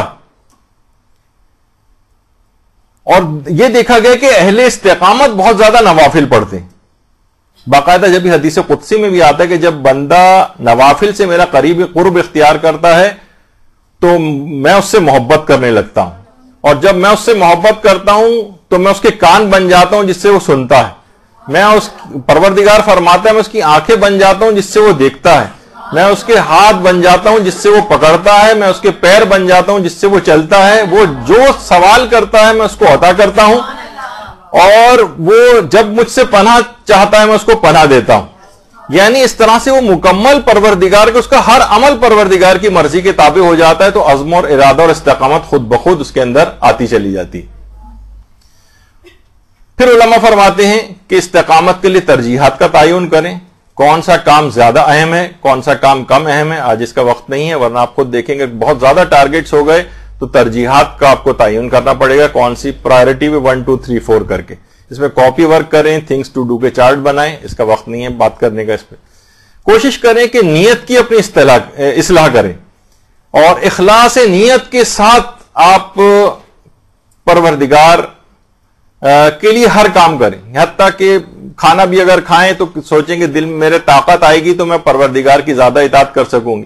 سوئیں بھی اگر تو یہ سوچ کے سوئیں کہ اس سے مجھے سونے سے جو جسم کی تھکاوٹ دور ہوگی اور نشاط پیدا ہوگا تو اگلے دن نئی تازگی کے ساتھ اللہ کے لیے اطاعت میں سرگرم عمل ہو جاؤں گی۔ اب خود بخود اس کے اندر حتیٰ کہ لباس بھی اچھا بنائے تو آپ کہیں کہ ان اللہ جمیل و یحب الجمال، خدا جمیل ہے، جمال کو پسند کرتا ہے، نامحرموں کے سامنے نہیں جاؤں گی لیکن میں اپنے محرم کے سامنے اچھے لباس اور اس کے اندر رہوں گی، تو اب یہی ثواب کا کام بن جائے گا، یہ ارادہ آپ کا کامیاب ہو جائے گا۔ تو سونا بھی عبادت بن جائے گا، کھانا پینا بھی عبادت بن جائے گا، لباس بنانا بھی عبادت بن جائے گا۔ اسی طرح سے کوشش کریں کہ جب توفیق مل جائے تو پھر سستی اختیار نہ کریں، تساہل اختیار نہ کریں۔ آیت اللہ بہجت بھی یہ بات فرماتے تھے کہ توفیق جس وقت حاصل ہو جائے اس وقت سستی ہرگز نہ کی جائے، بس فوراً دین اینڈ دیئر اس کام کو کر لیا جائے۔ اور جب ہر مصیبت کے لیے جب صدقہ نکالا جاتا ہے، علماء فرماتے ہیں صدقہ نکالا، جس کام میں بھی استقامت مطلوب ہو اس کے لیے صدقہ نکالا جائے، انشاءاللہ وہ ضرور پائے تکمیل تک پہنچے گا۔ اور خاص طور پر رزق حلال وہ اگر جسم کے اندر جاتا رہے تو خود مضبوط ارادہ جو ہے وہ قائم ہوتا ہے اس سے، اور استقامت جو ہے وہ بڑھتی چلی جاتی کیونکہ ارادہ رزق حلال سے مضبوط ہوتا ہے۔ آج اگرچہ کچھ چیزیں اور بھی تھیں اس کے اندر، یہ بھی تھا کہ استقامت کی کچھ آزمائشیں اور امتحانات بھی ہوتے ہیں، لیکن یہ کہ آج اتنا وقت ہمارے پاس نہیں بچا، لیکن تقریباً یہ 25 کا عدد جلدی جلدی آپ نے آخری میں دیکھا کہ جو چیزیں آدھے پونے گھنٹے کی تھی انہوں نے 5 منٹ کے اندر جلدی جلدی مکمل کیا۔ اس کو خود آپ بھی بڑھا سکتی ہیں، لیکن کیونکہ اگلا ہی تقریر اور درس ہونا ہے اس وجہ سے اس موضوع کو آج یہاں پر ختم کرتے ہیں۔ انشاءاللہ اگلی دفعہ سے کسی نئے موضوع کا انتخاب کیا جائے گا۔ وصلی اللہ علی محمد وآلہ برحمتك يا أرحم الراحمين وصلى الله على محمد وآله الطاهرين